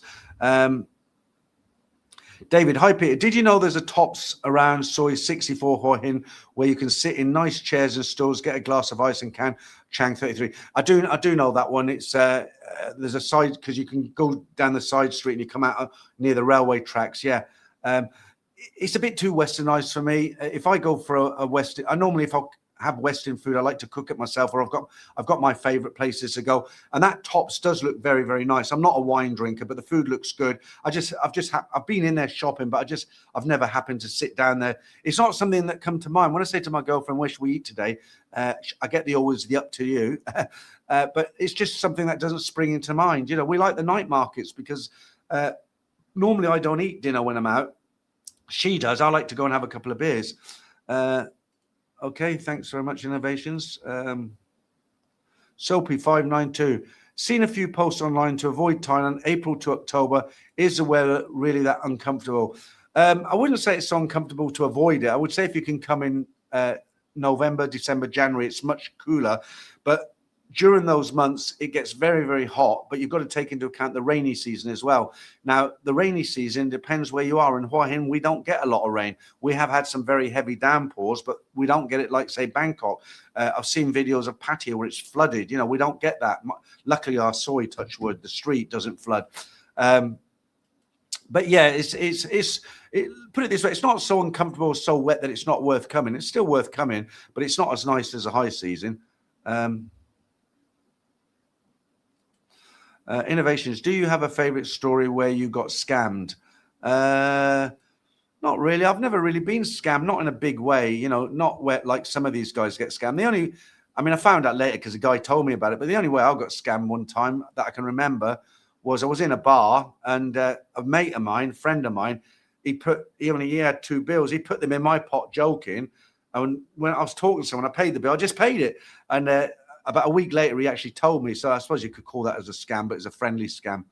The thing with scams, you just got to be sensible. You don't have to be, the scams are not really sophisticated here. It's just people don't think, when they're in their own country, they really take care not to get caught out with scams. If somebody sends you an email, I'm Dr. whatever from West Africa, and I've got 10 million in an account, and you need to send $300 to release it to you. You're a good person, sir. Yeah, it's obvious, isn't it? But guys come here, and some guys they turn off their sensible heads, and they just believe everything.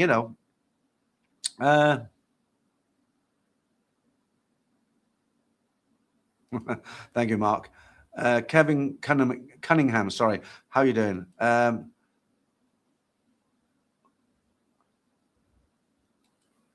Is that really your name?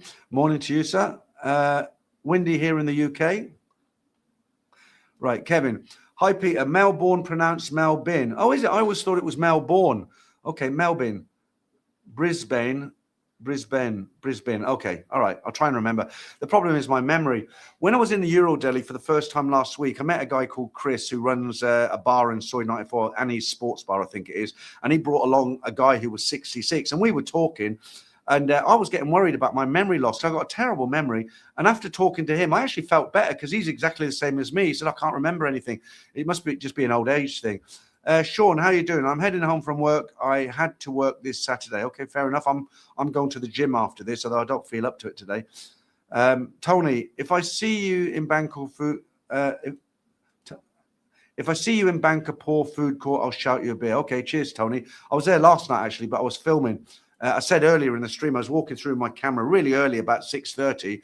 Because a band wasn't on, I was hoping I could give a description. But the problem with night markets, they all play loud music. So what I'm going to have to do, I've done a talk outside where there's no music, but when I go in, I'll have to just put music over it. You know, that's a shame.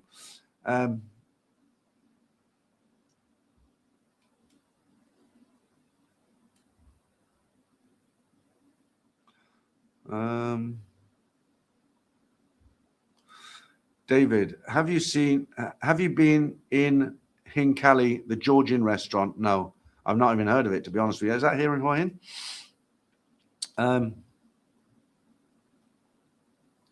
Right, good night. Thanks for the live chat. 1:40 a.m. here in San Diego, California. Thanks again. Okay, thanks for joining me today. I think I want an hour and a half now. I think that's no more comments. I haven't got any more comments. I'll wait a couple of minutes, see if any come in. If I don't have any comments, I've got nothing to talk about. Hour and a half, that's long enough, isn't it? I wouldn't mind going for a bit longer, but see if we get any comments.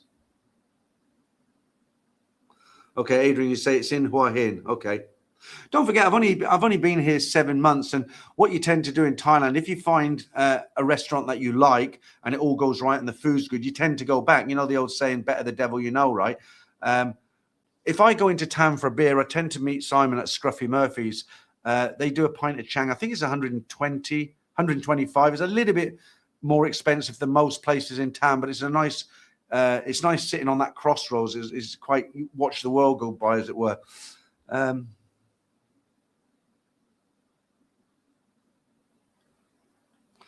Okay, I don't know why that is, Tish. You say no notification for the stream. It's down to YouTube. When I set the stream up, it says there's a box. It says, do you want to notify your subscribers? I put yes, and most people get notified, but I don't know why. I've got no answer for you. Sorry. Adrian says it's worth having a nice night out. Yeah, I agree with you, Adrian. The only problem for me is I just can't keep up. You know, I get tired. Because I'm doing stuff all day. Like I went out last night, like I keep saying, I filmed these 4 markets. So I went out about 6:30. I walked around Bangkok, did an intro, had to get on my scooter. Then I went to the fishing pier, who have a night market with food and drink on a Thursday, Friday and Saturday. Walked to the end of the fishing pier, filmed it all. Then I had to go on my scooter to the other end of town, down Peckerson Road, a couple of miles to the, what's the name of it? Oh God, I had it in my head then. I forgot. I told you, I forgot it. So there's a market down there. I walked around there, filmed it, came out, did a little, wanted to do an outro, but music's so loud I couldn't. And then there's another market right next to it, something like Trini, something or other. I did that. And then I came back, dropped in at the Klansman, had 2 pints of Chang there because they only do the little bottles of San Miguel Light. It's not worth me having a San Miguel Light there because although I want to drink that, if I get a pint of Chang, that's 110 baht. Whereas if I get a small bottle of San Miguel Light, it's 100 baht. So I'd rather have the pint of Chang, you know. But anyway, the point of that telling you that story was I was just beat, you know. I was really tired because it was so hot, you know. You know when it's humid, you feel tired anyway. And I'd walked around 4 markets, you know, and then I stopped off for a couple of beers. I stayed up till midnight, watched a bit of TV. This morning, I was like, you know, when you get those mornings, I woke up at 9 and I felt okay, no problem. And then I lay in bed looking at videos till about 10 o'clock. And then I dragged myself out of bed to have a cup of tea, a mug of tea. And it just hit me. You know, I laid on the sofa and I fell asleep, I think, for 10 minutes until she woke me up because she was cleaning and banging around. And I'm like, you can make some more noise, can't you? Max, I met my girlfriend in the UK when she was studying. She's now back in Korat. I'll be visiting with a view to possibly moving there. Will be an adventure. Good luck with that one. Franco, call you after the stream, okay? Not bad news, I hope, Franco. Max, Peter, would you live in Chiang Mai? Chiang Mai is cooler, but I've been there because it's surrounded by mountains. It's not really the sort of place I'd live. It's too far from Bangkok because occasionally you have to go to Bangkok, don't you, for certain things. It's a nice town, Chiang Mai, but it's not, like I say, for me, I want to live in a beach town. I've done 3 years in the city, Bangkok. Now I like to be near the coast. It's just knowing it's there. I can't go as often as I'd like to because I had the cancer spots on my face. I've got to wear 50, what do you call it? Factor 50 sun cream for a year. But yeah, I'd like to. I'm always going to want to be by the coast. Gavin, hello, Peter. Can you shout my name out, please? Rusty. What's that? OLE. Thanks. Right. Do you want me to shout out Gavin or Rusty? Gavin, Rusty, same thing. Right. Any new snake visits? Not since last week. We had the 2-foot green snake there. Everybody was saying, oh, it's a vine snake. It's harmless, but they look exactly like a pit viper. So I wasn't taking any chances. I like to leave the back door open because it's safe. We've got the front gate's locked and we've got 3 walls. I've got cameras all around the house, 24-hour cameras that light up at night and everything.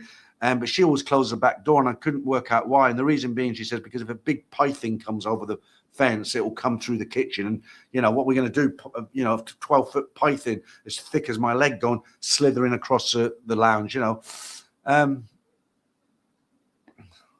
Michael, do you find Hua Hin gets a better class of expats, tourists than Pattaya, e.g. no drunken idiots and beer? Well, we discussed this earlier, and without wanting to sound like a snob, I do, because you don't get the kind of hooligans here that you get in Pattaya. You get a mixed bunch down there in Pattaya now. You get guys who act like they do in their own country. The English can be bad as well. They'll get drunk and they have arguments with each other and they're fighting in Walker Street or they try and leave without paying the bill. I've never seen that down here. Most of the guys down here, they've had businesses. They're fully retired. They're here with their Thai wives or their Thai girlfriends. They live in nice villas. The guys even who don't live in villas, who are single, they live in a nice apartment somewhere around town. They go and have their coffee in the morning and, they're just not interested in making trouble. So in answer to your question, yeah, I find it is better for that here. Tony, have you talked about the tipping in bar works? If you put the tip in a book, shared all the stuff. Yeah, I mean, I've made videos on that. I mean, that's quite, I think most people know that now, Tony. If you're in a bar or restaurant, if she brings a tray with your change on it and say she brings you 320 baht notes in 60 baht, 320 baht notes, and you take 40 baht, that 20 baht then goes in the tip box and it's shared with all the staff, including the management, right? Whereas if you take the 20 baht and stuff it in a apron or a pocket, she can keep that, or in her hand, actually. You don't want to be sticking your hands in a pocket. But, if you take the 20 baht off the tray and put it in her hand, she's entitled to keep that then. Robert, Peter, any thoughts on an MOT at the private hospital where they check everything? Bangkok offers to check all, including, I can't say that word, but I know what you mean, but it's pricey. Yeah, I had one done, Robert. I mean, if you want to save money, you don't want to go government, go to Sao Paulo. Then they're a lot cheaper. That it's a good private hospital, but it's a lot cheaper. But I go to the government hospital. I had a full blood test, spoke to an English doctor, and I had a full report. It was 1,600 baht. Robert Bowling, hello Pete. Can't wait to come back. Love Hua Hin. Okay, great stuff. Yeah, that's the one I was thinking of. Cicada Market and Tamarind. Yeah, they were the last 2 I went to last night, D. So I remember what they are, but it just slips my memory. But actually, the Tamarind Market was packed last night. I mean, hundreds of people in there. You've got to put everything out of your brain when you're filming. Okay, I've got a little pocket DJI. It's tall like that. It's not, but I'm walking around with it like that, and I'm not sticking it in anybody's face. But obviously, I have to pass people. People are walking towards me, and you have to have quite a hard skin and not. Because you'll catch death stares. Otherwise, people don't like to be filmed. But, people want to watch YouTube videos about Hua Hin or Pattaya, but they don't want to be in them, right?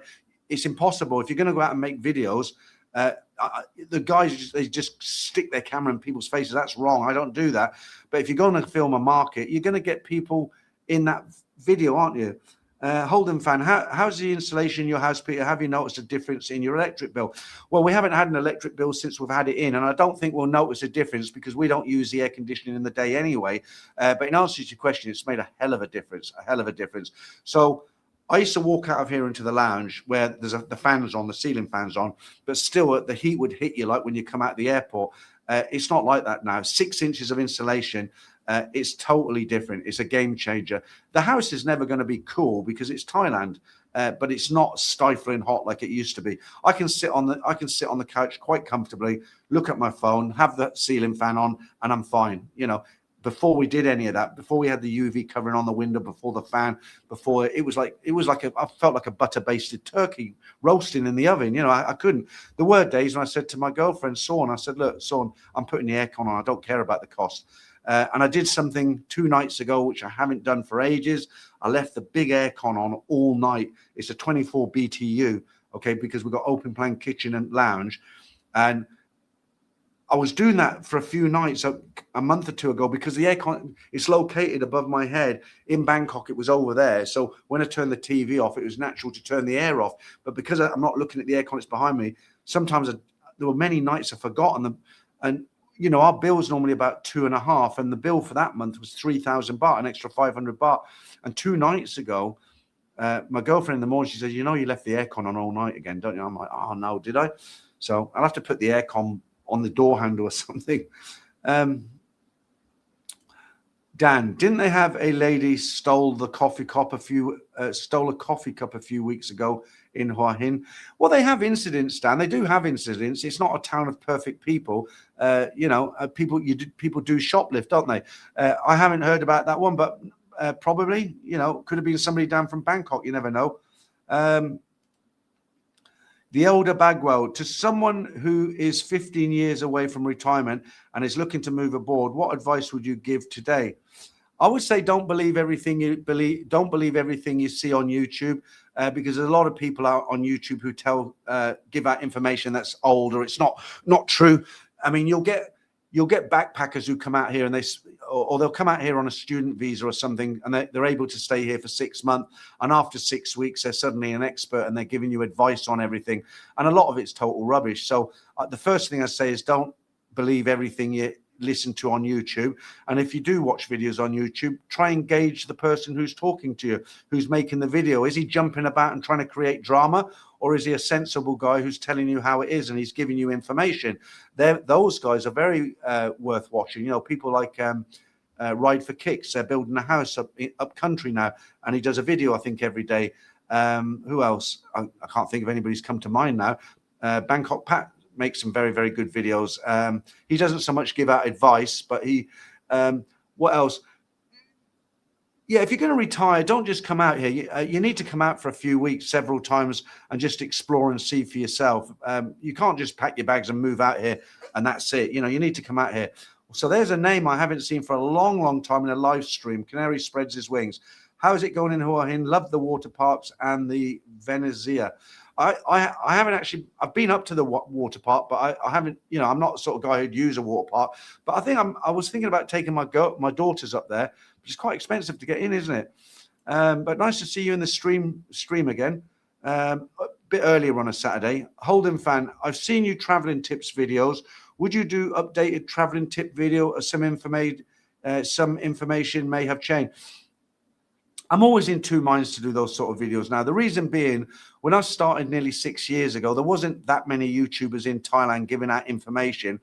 And during COVID, I made a lot of videos with titles, things like 20 things not to do in a go-go bar, 20 lies that go-go bar girls will tell you, 10 things you should never do in Thailand, 20 things you shouldn't bring to Thailand. You know, all those sort of informational videos. And I did them all.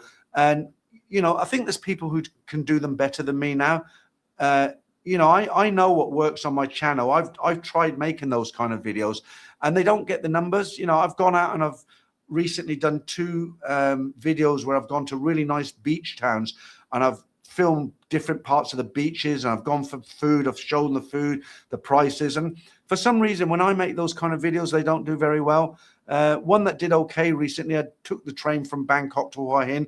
That's done about 14,000 views. That one was quite successful. But like I say, if I go out and do kind of travel vlog style videos, I don't know. I think it's my audience.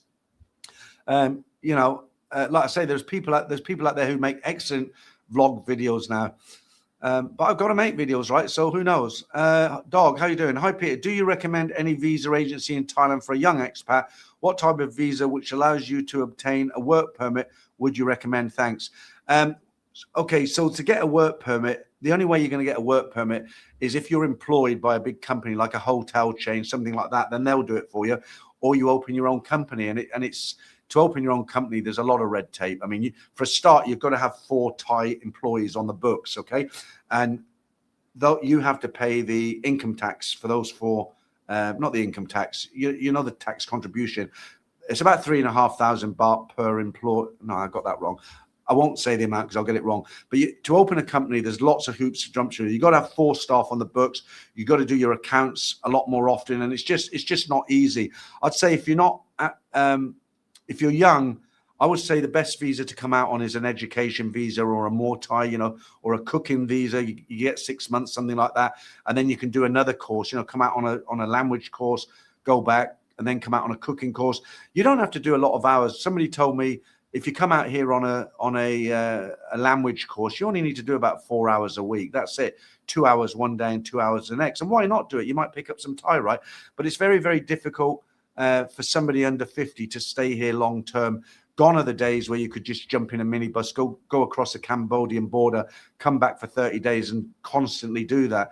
You know, you could live here full time. 20 years, 25 years ago, you could stay here forever and a day on a tourist visa. But now immigration are really, really tightening up. And lots of people have been deported for doing things they shouldn't do. Lots of people have been kicked back at the airport. You know, some countries they come in, they want to see you've got at least 20,000 baht in your pocket. And if you haven't got it, they'll put you back on the plane. Not everybody. They judge people on where they come from, how they look. But yeah, there's no. It's getting harder and harder now. Okay, I'll try and keep it going another 15 minutes. Then we've done 2 hours. I just need some more comments to work off. Can't believe I've never drank that whole liter. You know, when I go to the market tonight, Bangkok, they have an Indian store there. They're Indians, but I know this sounds weird. They're not from India. They are Indians, but they come from Laos. But they have a store where they do, you know, lots of different curries, naan bread, yellow rice, and all sorts. It's very, very good. And if I go to an Indian restaurant, normally it's like 550 baht for a curry, bread, and rice.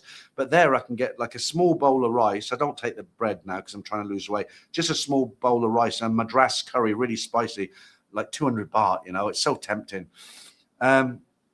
Mark, how you doing? Good morning to you. Pete Bailey. Hi, Peter. Water park. We had a blast there. Wifey and son enjoyed it more than me. Some of the rides are wild, but great fun. 3D goggle rides are fun. Okay, maybe I should look into it a bit more then, because the place I took my daughters to swim last time when they came to Hua Hin for 2 nights. The last time they were here 2.5 years ago. So I took them to an animal sanctuary, which is about an hour out of Hua Hin. Very, very good. It was a very, very good day off. It was quite expensive. It was about 1,600 baht a person. But you go there in the morning and you do you go around the sanctuary by foot in the morning. Then they lay on a lunch for you, a nice Thai lunch, but very bland. I should have took some spices with me. And then they've got these, they almost look like jeeps, but they're extended to take like about 20 people, you know.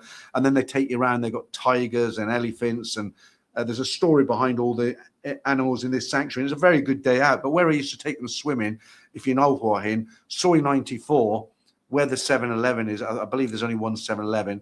If you're coming from Pickerson Road, you cross the railway lines, and then there's a 7-Eleven, but there's a road runs beside it. You go down there first, right? There's a place called the Sports Centre there. They have a large swimming pool. And last time I was there, it was 50 baht for the day. You know, they serve food and drinks. They've got sun lounges. They'll even give you towels if you don't want to take your own towels. And I took them there for an afternoon. It's very good, actually. Okay, Pete, your daughters may like it, I'm sure. The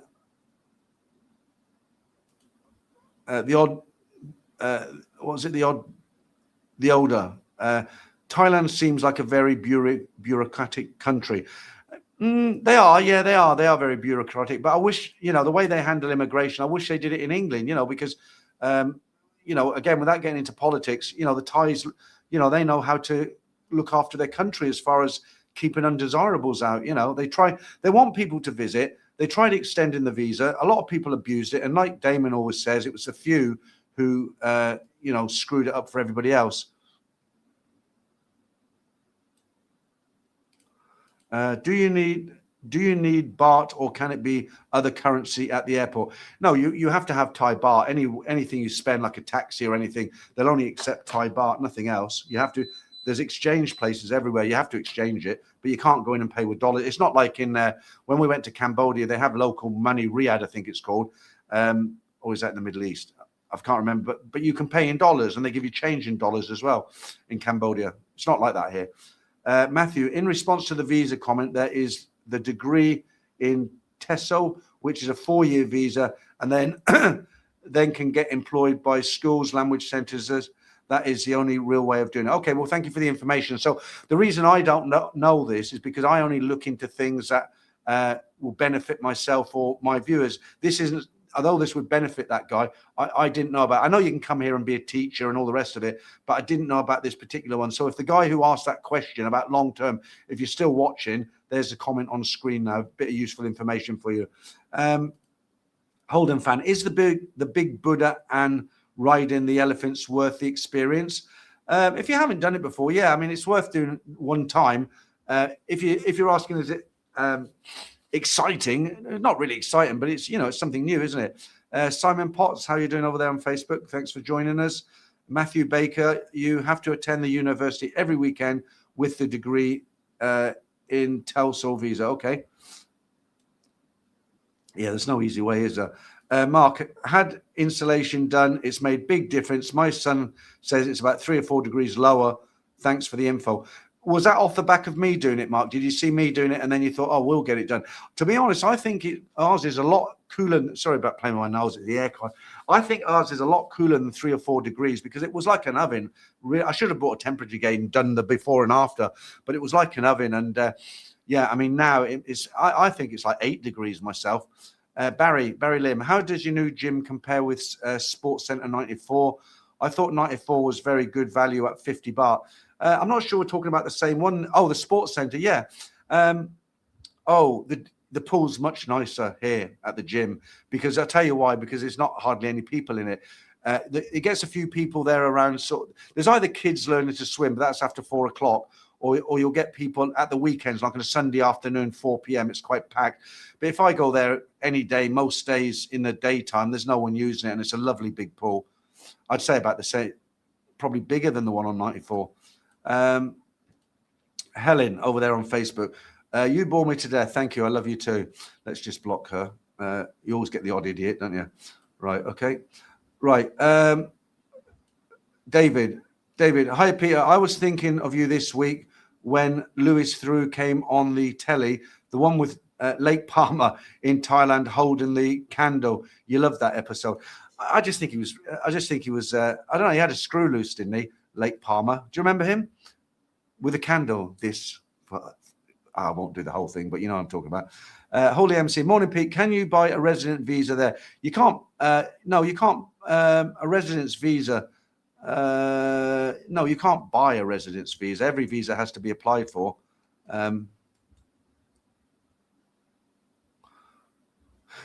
I'm just, the reason I've gone quiet is I'm kind of getting my head around your question there. When you say a residence visa, I mean, there's different kinds of visas. I've not heard of a residence visa. I mean, you can get all the visas that were mentioned earlier, like the Multi, the cooking and all the rest of it. But I haven't heard of a retirement visa, a marriage visa. I don't think there's such a thing as a resident visa. Somebody might prove me wrong. TS says, I meant a customs. You need 20,000 baht, but it must. Oh, I got you. Yeah. Now that one, I'm not sure of it. I'm sure ChatGPT might have the answer to that. They don't say whether it's. Yeah, I think any currency. I think I remember reading one time. I think I remember reading that any currency, as long as it's the equivalent to 20,000 baht. Trey, hello Peter. My question is it worth having a Thai partner on health insurance? Well, that's not really necessary because they get free treatment anyway, don't they, at the government hospital? But if you want her to be on private, then yeah, you can stick her on as well, but it's extra expense. But they do a good job at the government hospital, especially here in Hua Hin. Arnie, I like that. Helen Follen Wood, why would you be watching then? Just jog on. That's that idiot who just come on and said I bore her to death. Well, there's only one reason she'd come on, Arnie. That's because she's an armchair critic, a troll, and a total loser with nothing better to do. Mark Ward was thinking anyway, but just did it. Okay. Okay, a lot of support there. Kiwi Chris, I think Thai bar at the airport question was referring to the customs requirement. Okay, we've covered that one, haven't we? Yeah, easier said than done. Mark says, Holly MC, you can apply for the elite visa. You can, but they're damn expensive. I think in the Philippines you can buy something similar. Holden found my dog Marley says hello to Binto. He enjoys your videos and live streams too. Okay, I'll tell him. It's funny, you know, my girlfriend, she's out of earshot now. She talks to the dog. I'll put that back up. She talks to them and she says to me, oh, he understands me. I said, he doesn't understand you. He's a dog. I think the vocabulary of a dog is a couple of hundred words, you know, like in, out, sit, go, you know, fetch, things like that. But she'll talk to the dog. She'll say, she calls me Papa, right? That's not because I'm older. It's just a common term here for Thais to call their husband or boyfriend. She'll talk to the dog. She'll say, okay, me and Papa, we go outside now. We're going to eat. We come back in 2 hours. Okay, you can go in your cage now. And I'm like watching her, and she says, yeah, he understands that. He goes in his cage. I said, the reason he goes in his cage, because we have a routine every night where we go out. When you open the door, he knows it's time to go in the cage. I said, he doesn't understand, but she won't have it. George, hi, Peter. There are high sodium levels inside canned foods and not the good kind of sodium. That is probably why you feel thirsty. Love the chat. Yeah, you probably got a point there. So I like Campbell's soups, but I only have maybe once every 2 weeks or maximum once every, I'd say 10 days. But I do like the minestrone soup and I do like the mushroom soup. And I did put into ChatGPT, out of all the Campbell soup, which one is the least unhealthiest? And they said the minestrone. Of course, it's not healthy. But yeah, you're right. That's probably why I'm drinking a lot of water, because I just had a can of soup before came on. Mark, how's the grass? It's getting greener since my girlfriend took over. She goes out at 7 o'clock in the morning and waters it now. I've left it all to her because she wants to do it. And she ordered some kind of grass fertilizer off the internet. And I thought that where it's brown, where it looked absolutely dead, it's starting to go green again. It's still not good. I'd love to know how golf courses in Thailand keep their grass so pristine. I looked it up one time, and apparently they have underground water systems, and they sprinkle a little bit every sort of half an hour or so. Because I used to think that if you water plants and shrubs and things in the daytime, I'd heard, and I always believed, that it burns them. You shouldn't water them when the sun's out.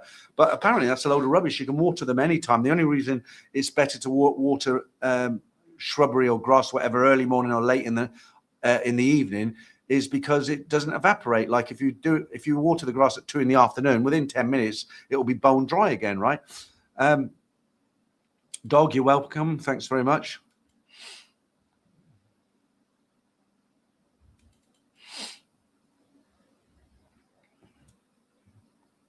I get this all the time, Mark. You say you're better watering at night time. It doesn't matter what time I say, because we've watered morning, noon, and night, you know. But every time I'll say like, oh, we water at night, somebody says you're better watering in the morning. And if I say we water in the morning, or you're better watering at night, you know, it's just personal choice, isn't it? I think we're almost there. 1 hour 58 minutes. I'll give it another 2 minutes just to clock the 2 hours, but I'll have to wait for a couple of comments to come in. Farang Travels, how you doing? I've got 2 minutes left and I'm going to clock off. Been going for 2 hours. I keep looking over here because my CC cameras that are around the house, I can see here. Sometimes we keep the gate locked. Sometimes a postman comes. She doesn't hear him, so I have to shout. But he hasn't come today. 160 people in now. So if you've just joined us, hi. We're nearly timed out, but a few more comments here. Holden fan. Dogs do understand. My mum makes biscuits and puts the biscuits in the Tupperware container and puts the container in the pantry. He knows where it's kept and follows her when she brings it out for some. Yeah, but what's that got to do with talking? He just knows where the biscuits are kept, right? So he's found out where they are, so he follows her. and like I say, I think they've got a vocabulary of a couple of hundred words, but they can't follow a conversation. You know, you can't sit and talk to a dog. Have you seen these things on the internet? I'm sure they're total BS, where a dog barks and you've got this electronic gadget and you can talk. You can say, "Go and fetch my slippers," and it'll shout something, it'll bark, and it comes out on this gadget that supposedly translates from the dog. And it looks convincing, but my daughter got one. She said it's not true. They don't work. Mark, water and a bit tomato feed is good. I don't know what she uses, but she's doing something right. David Bulzer, the Hua Hin from Bangkok train video was great. I'll be doing the next time in Thailand. Appreciate it. You're welcome, David. But be warned, the new railway station, it is huge, absolutely huge. I had somebody with me who did it before. If I'd been on my own, I think I would have been overwhelmed. Holly MC, or is it? Yeah, thanks, Pete. Have a lovely afternoon. Thank you. The older Bagwell, have a great weekend, Peter, and thanks for the stream. Okay. All right. Well, we've hit the 2-hour mark now. I think I'm going to call it a day or a night. I don't even have any outgoing music, as I keep saying. So I'm just going to clock off. Thanks for watching. The next live stream is scheduled for Sunday. That's next Sunday at 8 p.m. Thai time as usual. And then the member stream will be at what time's the member stream? I think 9:45. Okay. Look, if you enjoy what I do here and you've enjoyed the stream, why not give me a thumbs up? It just helps my videos get pushed out a little bit further. It doesn't cost you anything, and I'd very much appreciate it. Okay. Thanks very much, and I'll see you Sunday. Have a good weekend, whatever you're doing. All right.